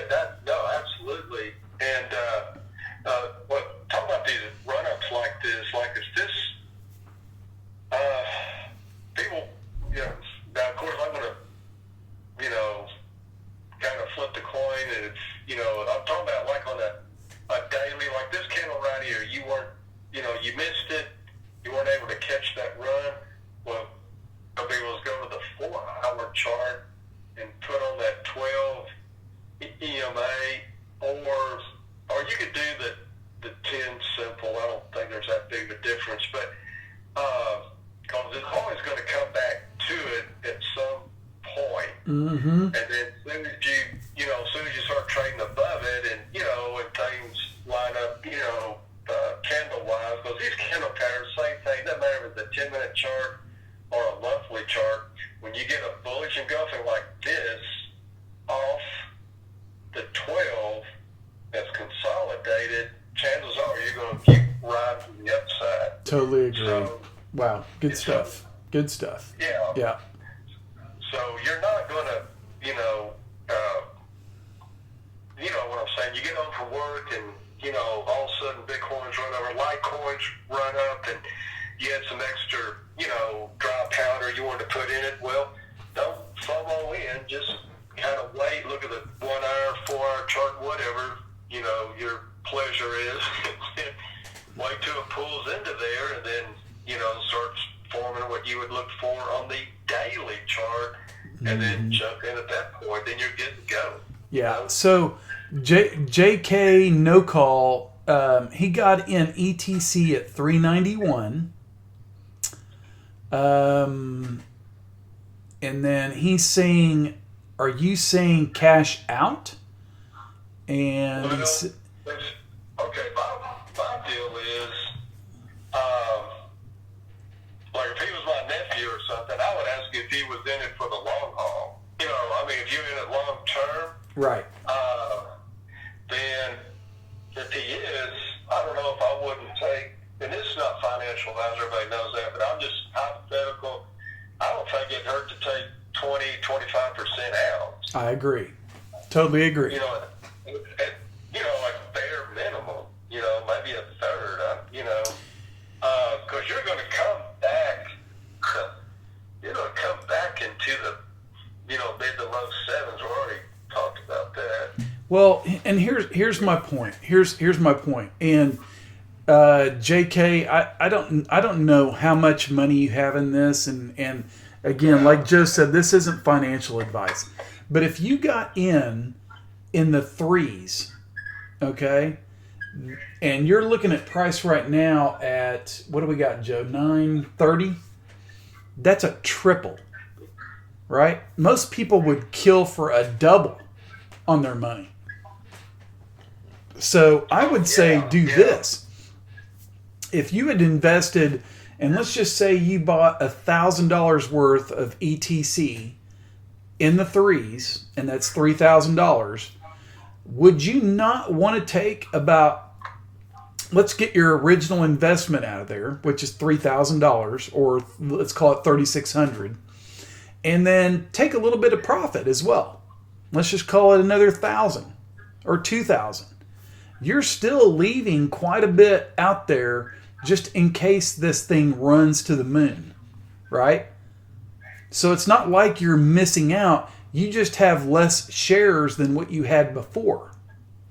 So what you're wanting to do, and I've talked about this in my channel, and I try to beat it into everybody's brain, and I think maybe only a couple of people are doing it.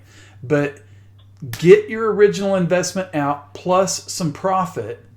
Nothing's going to go straight to the moon, right? Occasionally, like less than 2%.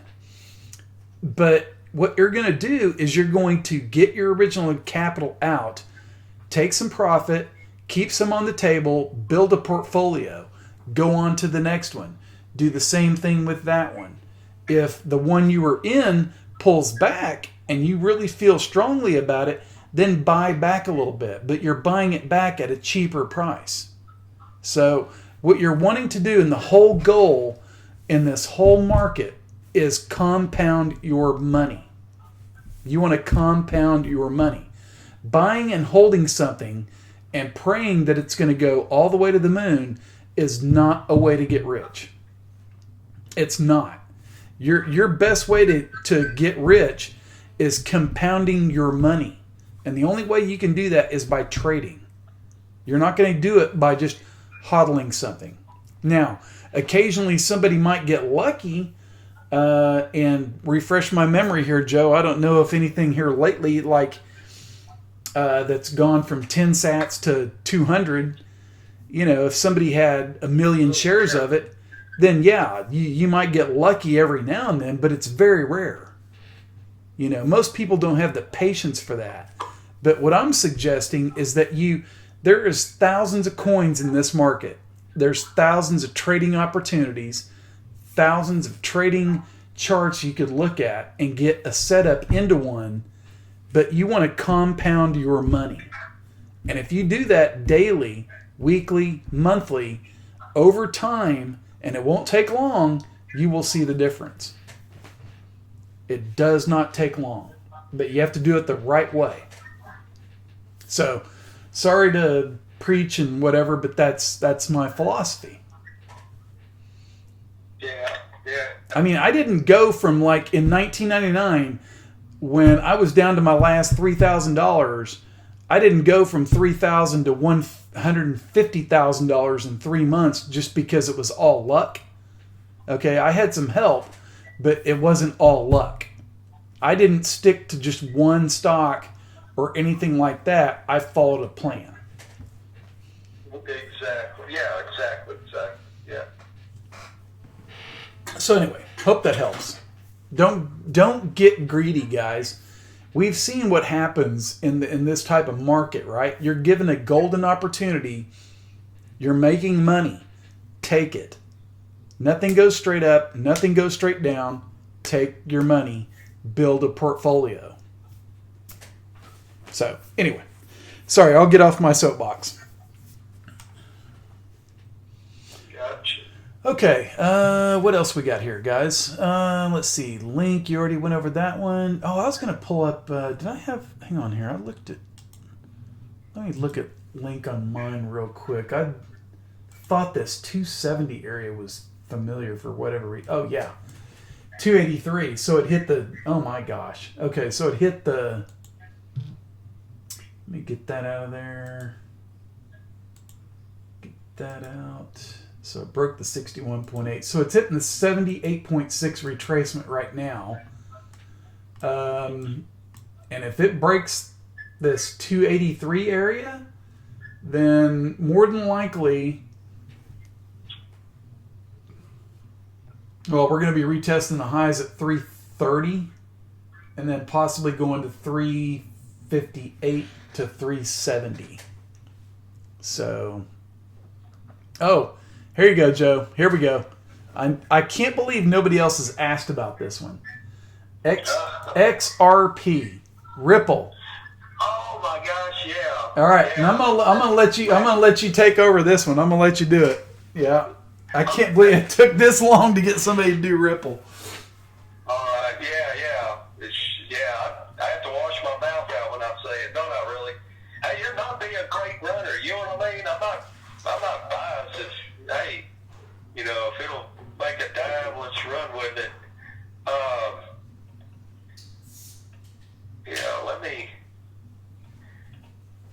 Let me give you the breakdown here. Let me get this off.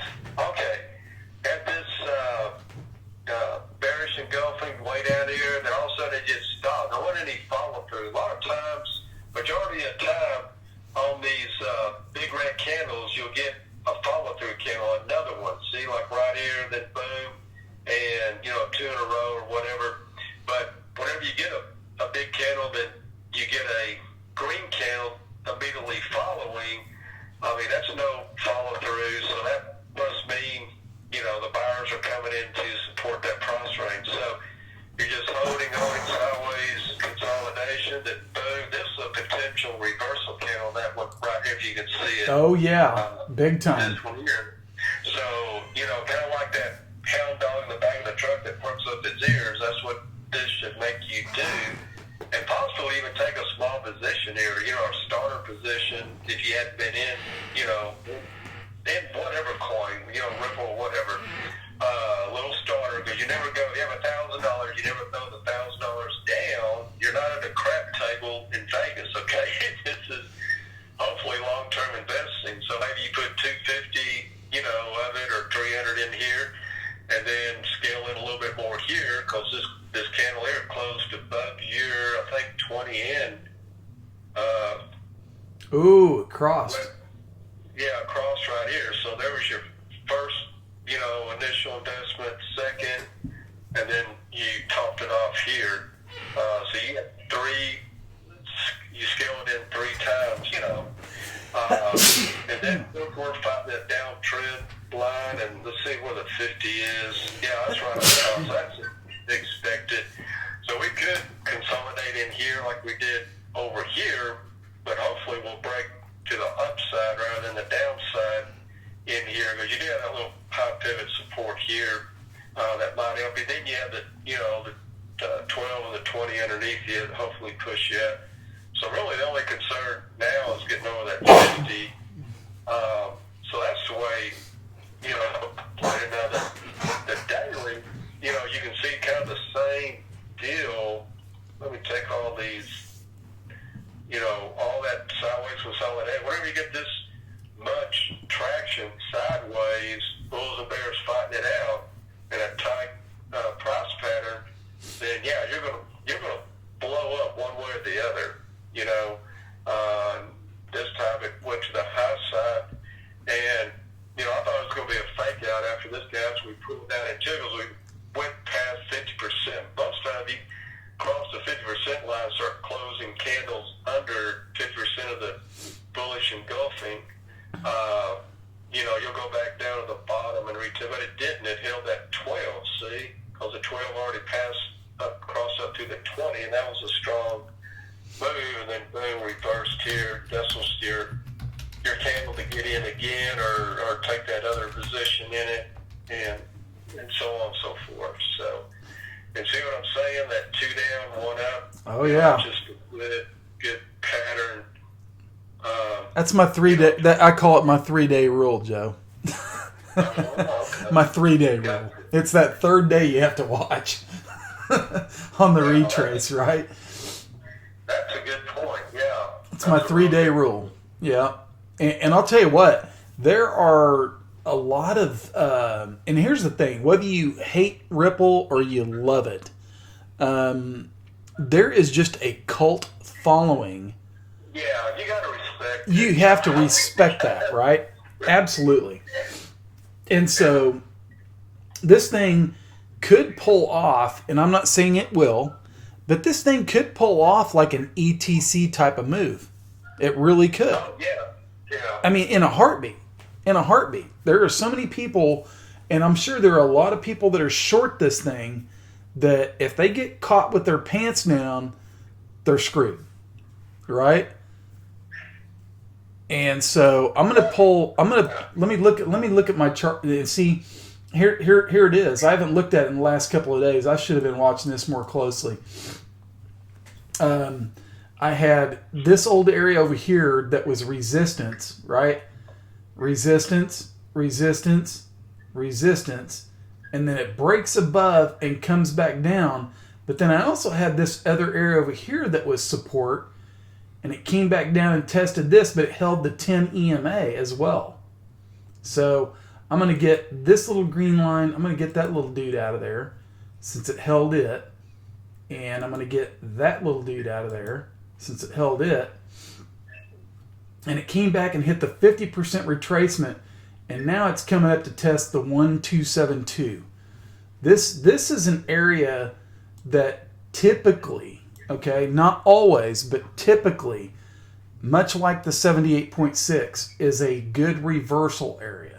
Right? That's a reversal fib number. Or, either way, bounce or, drop.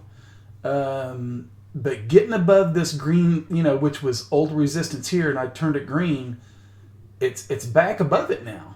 So I'm going to get that little green line out of there too, since it's way out of the way. And since we made a almost higher high, I'm going to get those fibs out of the way. So XRP, I would be watching, 25 cent area. If it breaks that, then you're more than likely coming up and testing, oh gosh, it doesn't look like a whole lot really, but 26 cents, you're like a penny more. And you're testing the 200-day moving average. But it's got to get past 25 cents. And we're sitting at 23, almost 24 cents right now. The 200 and the 233 are still screaming down. So that's acting. And when they widen out, that just means more resistance, right? So they're widening out a little bit. That's just major resistance right there. But again, this thing, who knows? For all I know, this thing could just pop and turn and go all the way up to 32 or 33 cents. But I'm not calling that right now. But it looks like it's made a bottom. So let's watch the retrace and see what happens. Yeah, very interesting. If it gets Momo behind it, man, it's like an ETC all over again. Yeah. For sure. For sure. What else we got going on out there? Anything, guys? Any other things you want to look at? ZRX, that's one I've been watching for a long time. And again, you have to respect fib clusters. Ooh, I'm getting some feedback from you, Joe. Oh, that's weird. Okay. No, I think it's fine now. ZRX, Ox, this is one right now that, again, a fib cluster right here at 25, 26 cents. This is one that I would be watching to see if maybe it comes back and retests 200, 233, and 10 EMA. That would be around 23 and a half. If it doesn't and it wants to break higher, then you're looking at almost 28 cents. So this thing could just take off from here and go higher. Next fib cluster is up at, believe it or not, 30 cents. So if it breaks this fib cluster and gets past the 61.8, there's your next fib cluster right up here. So ZRX, bullish looking chart, wanting to see if it retraces a little bit and then takes higher. We'll see. What else we got? KD Friesen, LPT. LPT. I think I've looked at that one before.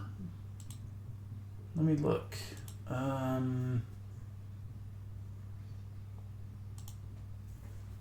I have looked at it before. Okay, so let's see what we got. Alright, so there's that fib, and it broke the 61.8, so let me get that out of there. Actually, it broke all that. 61.8, 786, and 1272. Also broke this 23.6. Let me get that out of there. Okay, and so all that's left now, and you can see on LPT, when I charted this, I had done multiple retraces, and I had a fib cluster right here at, what is that, 39,363, and what, last week or earlier this week or last week, January 11th, it hit, what is that price? It actually did hit 39,543. So this area right here is going to be your major resistance zone, and I'll throw in, let me do this. Okay, I'll throw in a little resistance zone. Okay. All right, so you can see on the chart, as price came screaming down, this was support back over in this area, okay?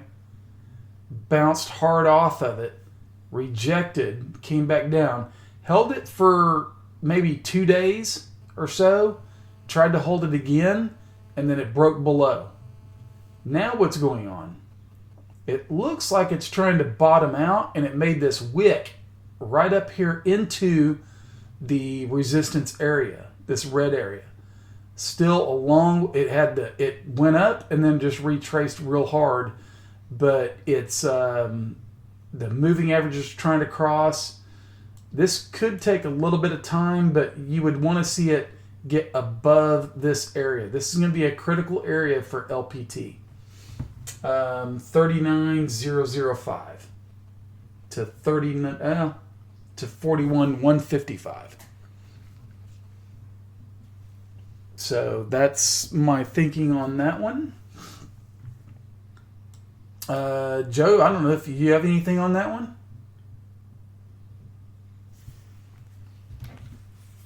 Did I lose Joe?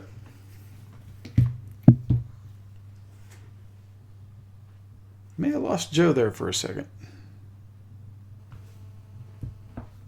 Joe, did you hit the mute button? Oh, am I here? There you go. I'll put you on mute while I mess with the dog a minute. Oh, yeah, no worries. No worries. I had to, yeah, my cats were starting to scream a little while ago, and that's why I had to do what I did. So, That's funny. yeah. So anyway, did you have anything else on LPT? I just went over what I had. I don't know if you got anything different or not. No, I think I've got it pretty much here. This old support, has become new resistance, so that's the area you need to get past. So that's what I would be watching for. Let's see. Let's look at other comments. Let's see. What else, guys? Oh, BTC. Okay, let's go back to Bitcoin.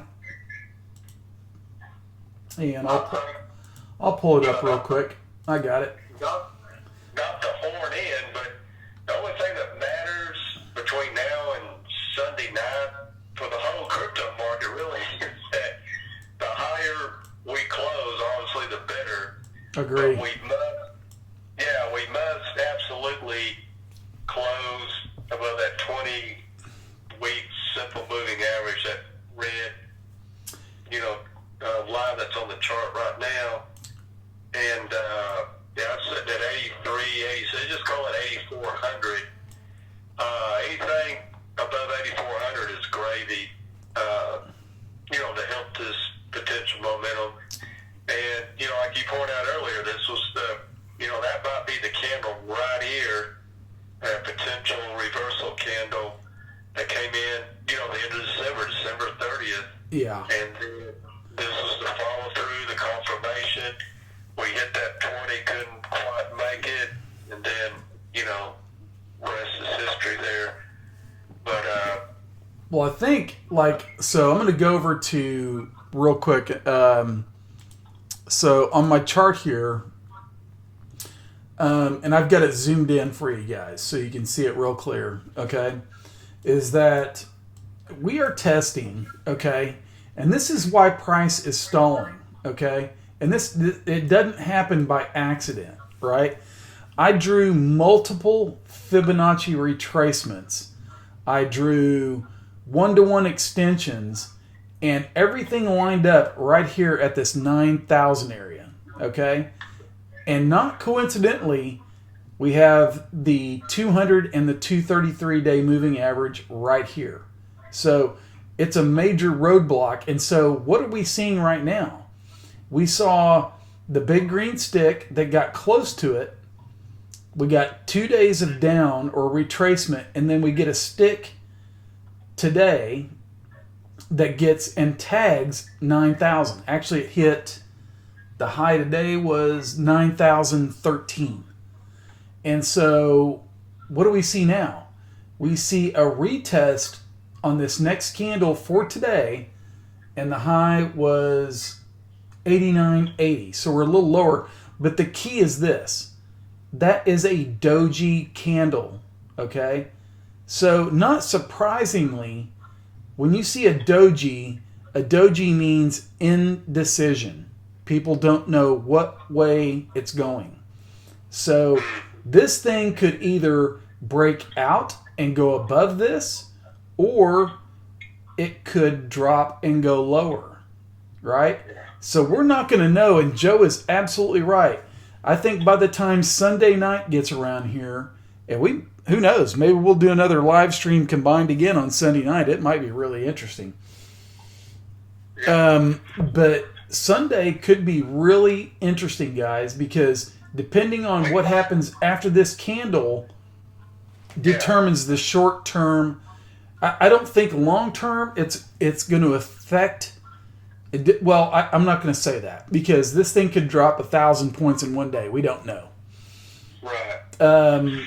But when Joe's talking about looking at the weekly chart, that's what we're looking at, right? We're looking at the weekly chart hitting this area right here, and if it can get above it, it's a quick move to 96 to 9,700. Very quick, and I mean like in short order. So that's going to mean like there's a bunch of stops being placed right in this night, and probably shorts are loading up in this area right here. And I would imagine that they probably got their stops. If I was a short, I would have my stop probably somewhere, I'd say probably around, I wouldn't give it too much room. I would say 9,100. Maybe 9,150. And if that area breaks, you're going to see stop losses hitting. Means they buy. They have to buy back their shares. And that gets the momentum going because everybody's going to see this breakout. And it's going to go to 9,600. Does that make sense? Do you agree with that, Joe? That's going to be chicken skin. Chicken skin. I love it. Yeah. Seriously. Yeah. So I'm gonna get my chart out of the way and let you kind of do what you want to do there. Oh no, we're good. Last thing. I know everybody's getting tired. Oh yeah. The market, whether it's stock market or what, it doesn't matter. Apple, Google, whatever. They like those whole round numbers. So that was a trick I always use. If it's over, $26, 36. If it's over $106, $7, it's going to go up to the next round number, like 110 or from 36 to 40. Right. And Bitcoin, as it was pulling back those 2 days, the 15, 16, it was too close. It was around 8,800 or so. And it was too close to 9,000. So that was an easy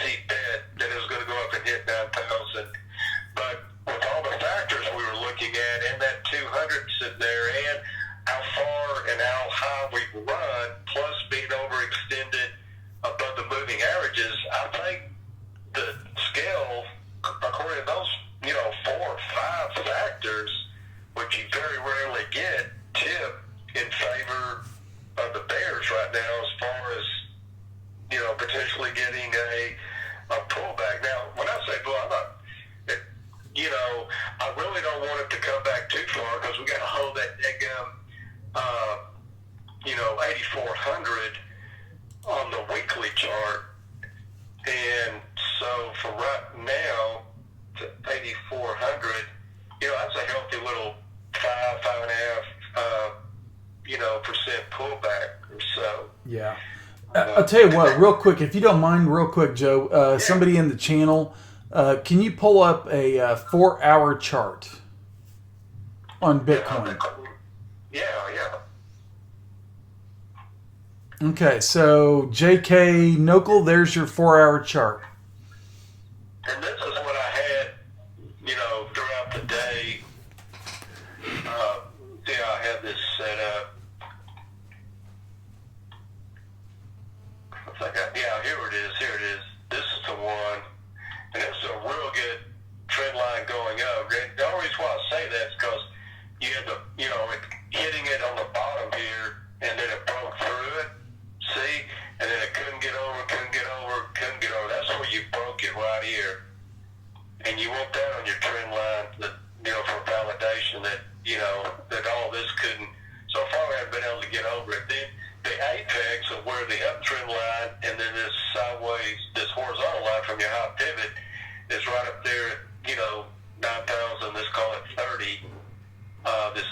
Where they both cross. So that's going to be a tough, area to get through if it tries the downtrend line and your overhead resistance. And when we got close to testing it right here on this candle at 2 o'clock p.m. today. But anyway, it's making higher highs and higher lows. I mean, you can't, this little stair step here, if we don't close above this green bullish engulfing candles, stair stepping up, the likelihood, if y'all are going to stay up late tonight, this is going to roll over and probably test your 20 on the next 2, 3, 4 hours. It'll roll over and hit that 20, I bet. Just the shape of it, and then what we've already done, and it's pretty exhausted. Yeah, volume's dying off over here too. Volume is just. Yeah. That's a great volume. Forget to look at that. Yeah. On that 4 hours. Yeah, we still have. It's just an hour left. I don't see it, exceeding the previous candle.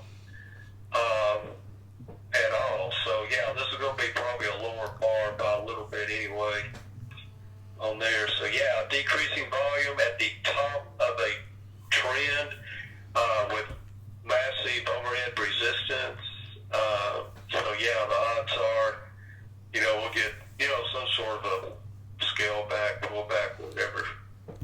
Yeah, so, totally agree. Anyway. Let's see, MKRETH. I've heard of that. Yeah, I have too, and I think I've charted that one once before. I can't remember. ETH pair. Oh, there we go. Okay. Ew. Well, it's hitting the 200. We should get a little bounce off of that, maybe. You would think so. Yeah.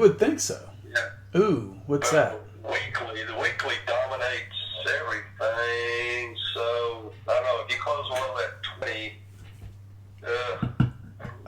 I don't know that I really like that chart. Yeah. I'm not. I mean, it's broken past the 50% retracement. It could drop all the way to 270. What is that? 278, I think, on your chart. Right. Exactly. Yeah. At the 0.6. Yeah. And that's a big percentage if you're dealing with these small, anything under $5. That's, from absolutely. $3 to 278. That'll put a. That's 10%. That's 10%. Yeah. So anyway, and then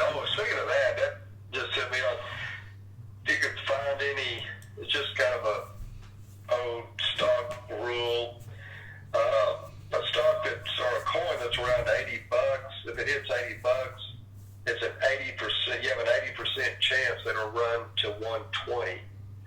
I don't know why that is or what mathematical, Interesting. Yeah, but it's, 80, Mm-hmm. $80, 80% chance it'll hit 120. So, anyway, keep that in mind. Absolutely.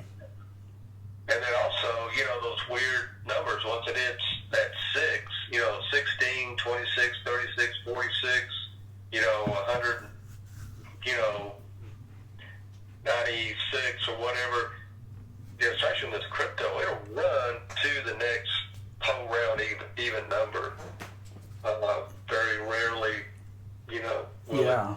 will it not. Of course, there's anomalies, nothing's 100%, but you got to, play the odds on this stuff and get all the factors you can. I think that's the biggest deal. Get as many things going your way. If you just have a bullish looking candle and you want to go long, well, that's just one item and it doesn't count until it breaks out and actually does it. That's exactly right, because price determines everything.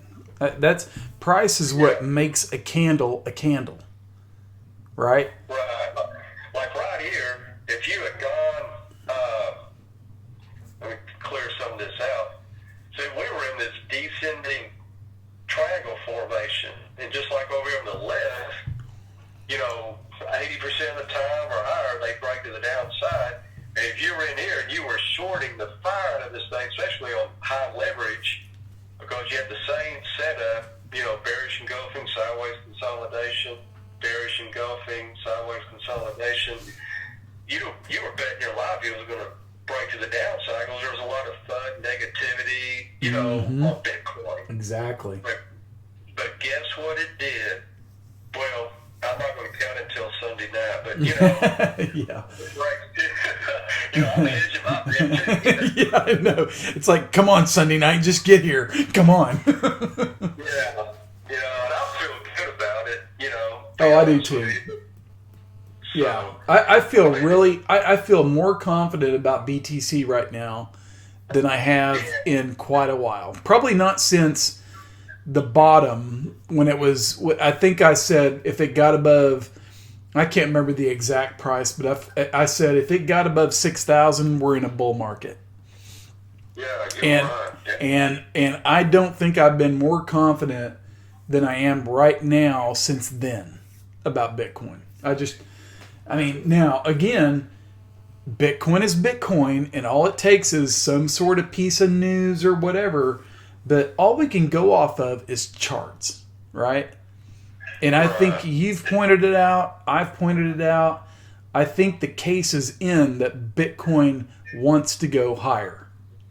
So, but that doesn't mean Bitcoin's the only play out there, guys. I think Joe's pointed out BCH, it's probably the bigger percentage mover right now as it is. Pull that chart back up. Yeah. Bitcoin Cash. Some people hate it, some people love it, but you can't argue. You can't argue with that. You can't argue with that chart right there. You can't argue it. Yeah, it's a weekly, but I used to be back in the Litecoin days. Yeah, when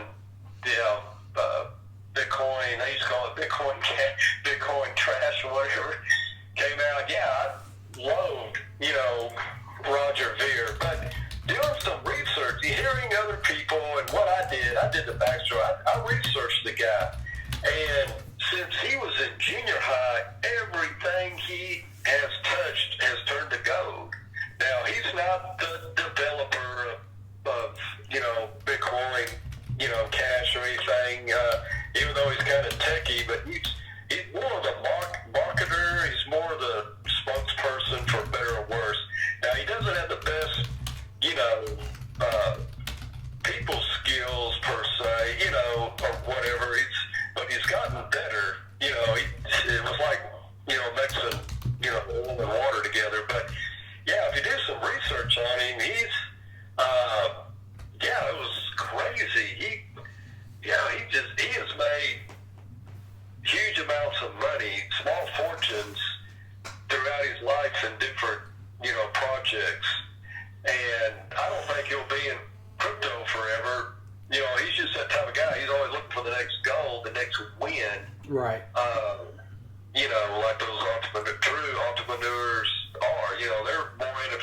for the game, you know, as much as for the, you know, money. But yeah, it's the way he's marketing, and then the other things that are coming out. If you do some research on it, I don't know. I wish I had a crystal ball here, but I think, you know, I really think we have a. What is your like? Give me kind of like your long-term view of what you think is going to happen with BCH. Okay, I'll probably get kicked off your channel for life. No, you will not. No, you will not. Because I control the channel. I control the channel, so you're not getting kicked off. Okay. Seriously, I think it has the potential to hit the high teens, low 20s. Number one, and number two, and the reason why I say that is because kind of what we talked about earlier regarding the institutions about and people with deep pockets, individual investors being able to afford the Bitcoin. I mean, the average working person, I don't know, I figured it out the other day. I think it was like they were making $26 an hour or something, and Bitcoin's gone up. It would take a 40-hour week or more to earn one Bitcoin versus, you know, just maybe 20 hours or something or less to earn one Bitcoin cash. Right. So that's what I was looking at, you know, for the retail, and also investors. As soon as TD, Ameritrade, E-Trade, Merrill Lynch, as soon as their retail investors are allowed to play the game, and you know they're going to let them because there's too much money on the table to let Coinbase, Gemini, and some of these other players take it all. Right. You know, and as soon as those guys get in, I mean, just psychologically, you're going to want a number of coins rather than one big coin. You know what I mean? Absolutely. Yeah. Yeah. True that. That's a good point. Yeah, and then also, there are some statistics out there, you know, that some people that, you know, this is the part that, you know, people are going to go crazy on, but there's a chance that Bitcoin Cash could overtake Bitcoin. And they're, you know, just like, you know, Google overtook Netscape, and, you know, Netflix overtook Blockbuster, just because of the, you know, the transaction speed. Again, the Bitcoin Cash, you look at, you know, Bitcoin.com and all of the support and the stuff that, you know, Roger's doing out there, especially in the Asian markets. It's huge in Japan. And the only reason why I know all this, Doug, is I follow it real closely and follow, you know, Roger and stuff in his videos. He has a, you know, weekly or bi-weekly video that really outlines a lot of things. It's hard. It's almost like he's putting it out there as an apologetic, you know, like the Christian apologetics that go up against the atheists and stuff. Anyway, he puts it up there, you know, so you have some data to go against the Bitcoin maximalness, you know, maximalness. Sure. Yeah, he's got, you know, and it's all, you know, backed up facts and stuff. You know, it's hard to, you know, to argue with it, even if you're, you know, a pure Bitcoin person. I get you. And there's plenty of money behind it. That's something else. Now, the only reason why I'm talking about Litecoin is I'm just using it as an example because I don't know of any other one off the top of my head. But there were some, you know, rumors or facts, whatever, that, you know, the foundation was, and I don't even know if I need to be, you know, talking about this without knowing all the facts, but, you know, at one time there was a need for a little bit more funding. And I think that's a fair statement to make. And, you know, and I'm sure other coins are in the same, you know, have been in the same boat, but with this Bitcoin Cash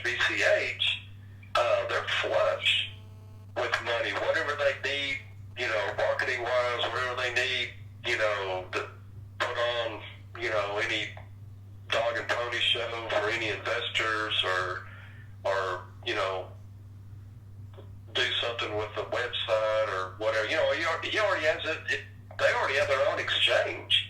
And they came out with something today, I'm trying to find it, where you're going to be able to switch tokens back and forth. So, I mean, you download this app, in some way they ride on Bitcoin Cash, and you just flip them. Right. And that's going to, see, that's what I'm saying. He's coming up with real world uses for it. And let's see if I can find that deal. But anyway, so it's not, and then really, how many other coins besides Theta and Truly did you buy? And maybe just a very few others actually are being used today in the market. And that's a huge, first in space, first to market is a huge advantage. Oh, yeah. Out there. Just that name recognition and everything. And, golly, I'm trying to, okay, it's Cash Fusion on Bitcoin Cash. What is it? Anyway, Bitcoin Cash currently in alpha testing. It lets people mix coins anonymously and trustlessly. Unlike usual mixer services, there's no trace of who got how much in and who got how much out. And that's a little bit above my head, kind of, sort of, but basically, JR and I could swap coins back and forth, and anonymously, I'm assuming, and, no one would know that he gave me 50 Litecoin and I gave him back, 50 or something else. That's kind of how I read that. So that's that's just one example of things that, they're doing work. I mean, it's always something with, there's always something, coming out. So, yeah, exactly. So, wow. Good insight, man. Very good. I love it. I think you've definitely got me kind of onto the BCH. I mean, I made a trade on that one, and I mean, I've got like a minimal, and I'm talking like minimal portion left, but that may be one I'm at to revisit. I'll tell you a little, just point off, just point that. I pushed all my LTC into it. Nice. Very nice. Well, you're a happy camper tonight. No wonder you're in such a good mood. Well, it was a while back. Oh, okay. Yeah, I got you. It wasn't just today or whatever, but, I'm a little bit emotionally involved with it, because I have a little bit, in there. Oh, absolutely. Yeah, absolutely. You can't help but have it. Yeah. But at the same time, if you just, don't take, everybody out there, don't take my word for it, just start researching, the Bitcoin Cash and everything that's going on, and just put down, like Benjamin Franklin did, all the pros, and then look at your favorite coin and look at all the pros and see which one, which one is the world actually using, tonight. And, name recognition and everything. Absolutely. And if you look at it, every single major trading exchange has Bitcoin Cash, and it doesn't always, and they don't always have other coins. That's another thing. That's the S&P 500. The institutions, the number one thing they're going to look for is liquidity. They're going to want to get in and out of these coins without hurting the market. Absolutely. Without having to pay more if they're wanting to get in, and not driving the price down so they get more bang for the buck as they're, scaling out. And the only way you can do that is have a million exchanges out there, or a lot of exchanges with a lot of, volume, liquidity, that they could easily do that. Right. And Bitcoin, Litecoin, with all due respect, your Bitcoin Cash, Ethereum, man, they have, all the stuff, exchanges have those guys on it. So that was another, feather in his cap that, Absolutely. was looking. That's good stuff. See, I was on the other side. I was like, some people are with XRP. I hated it because it was going up against, Litecoin, and I even had Litecoin in my, handle or whatever on Twitter for a long time. but anyway, so I came from the other side. I had to be, I was agnostic, against Bitcoin Cash. And finally, I just said, oh, the hell with it. I'm going to find out more about the da-da-da-da, and then made the switch because, not everything is what you think it is. Can't judge a book by the cover, type deal. True that. Very true. Very true. Guys, do you all have any other questions or chart requests?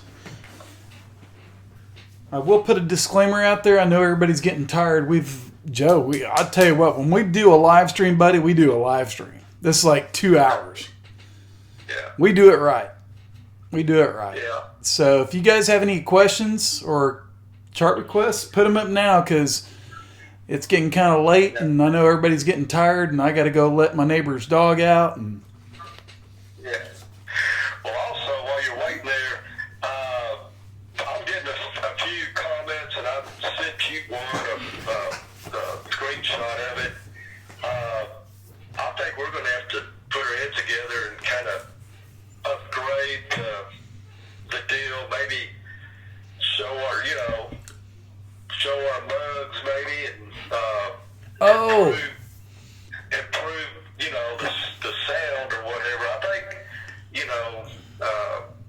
we're going to have to compete with some of them big time people, I agree. Let's work on that this weekend. Let's put our heads together and come up with something.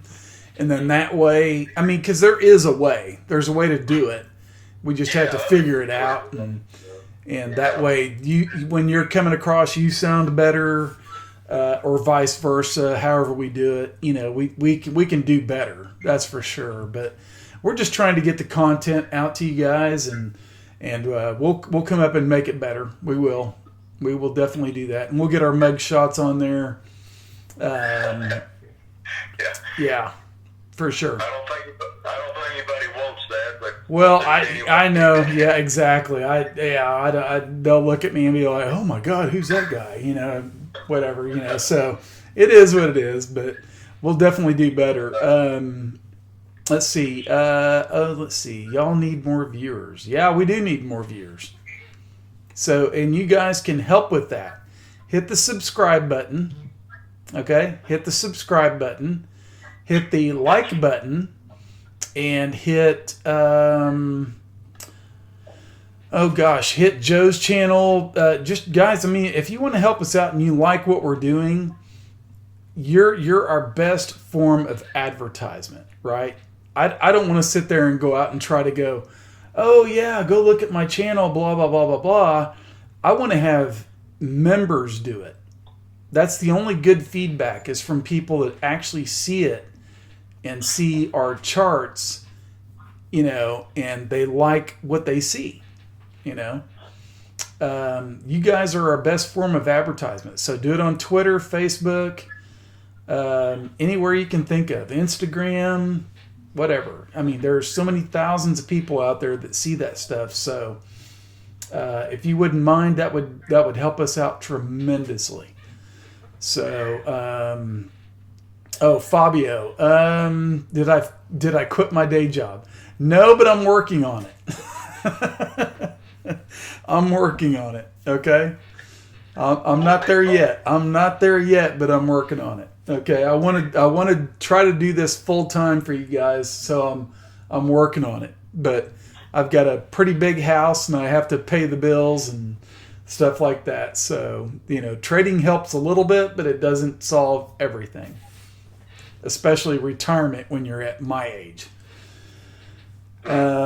So anyway, let's see. Any more chart requests, guys? I think we're gonna get ready to shut it down here because it's we're going on 2 hours, and we can obviously do this again at some point. Joe, you got any closing comments you want to make? Oh, not really. I appreciate everybody that's came and listened, watched tonight. Hopefully, bottom line, we're doing this to help others and spread the word. And I don't know, the best payback, quite honestly, is somebody putting a DM in your Twitter or whatever and saying, hey, you really helped me, this trade went perfectly or whatever. I know that's the same for you. That means the world to us when, somebody actually was able to use something, that we put out there and help their families. Absolutely. And not only that, guys, I know I mentioned hitting the like button on my channel here, but give Joe a shout out too on Twitter. If you don't mind, guys, please. You saw the link I posted earlier. You guys have seen Joe's content tonight. It's fantastic. So please spread that around to him and give him some love. And I think eventually at some point, Joe, I know we'll be talking. Hopefully, if you're up to it, maybe we can come up with a partnership or something down the line. We'll see.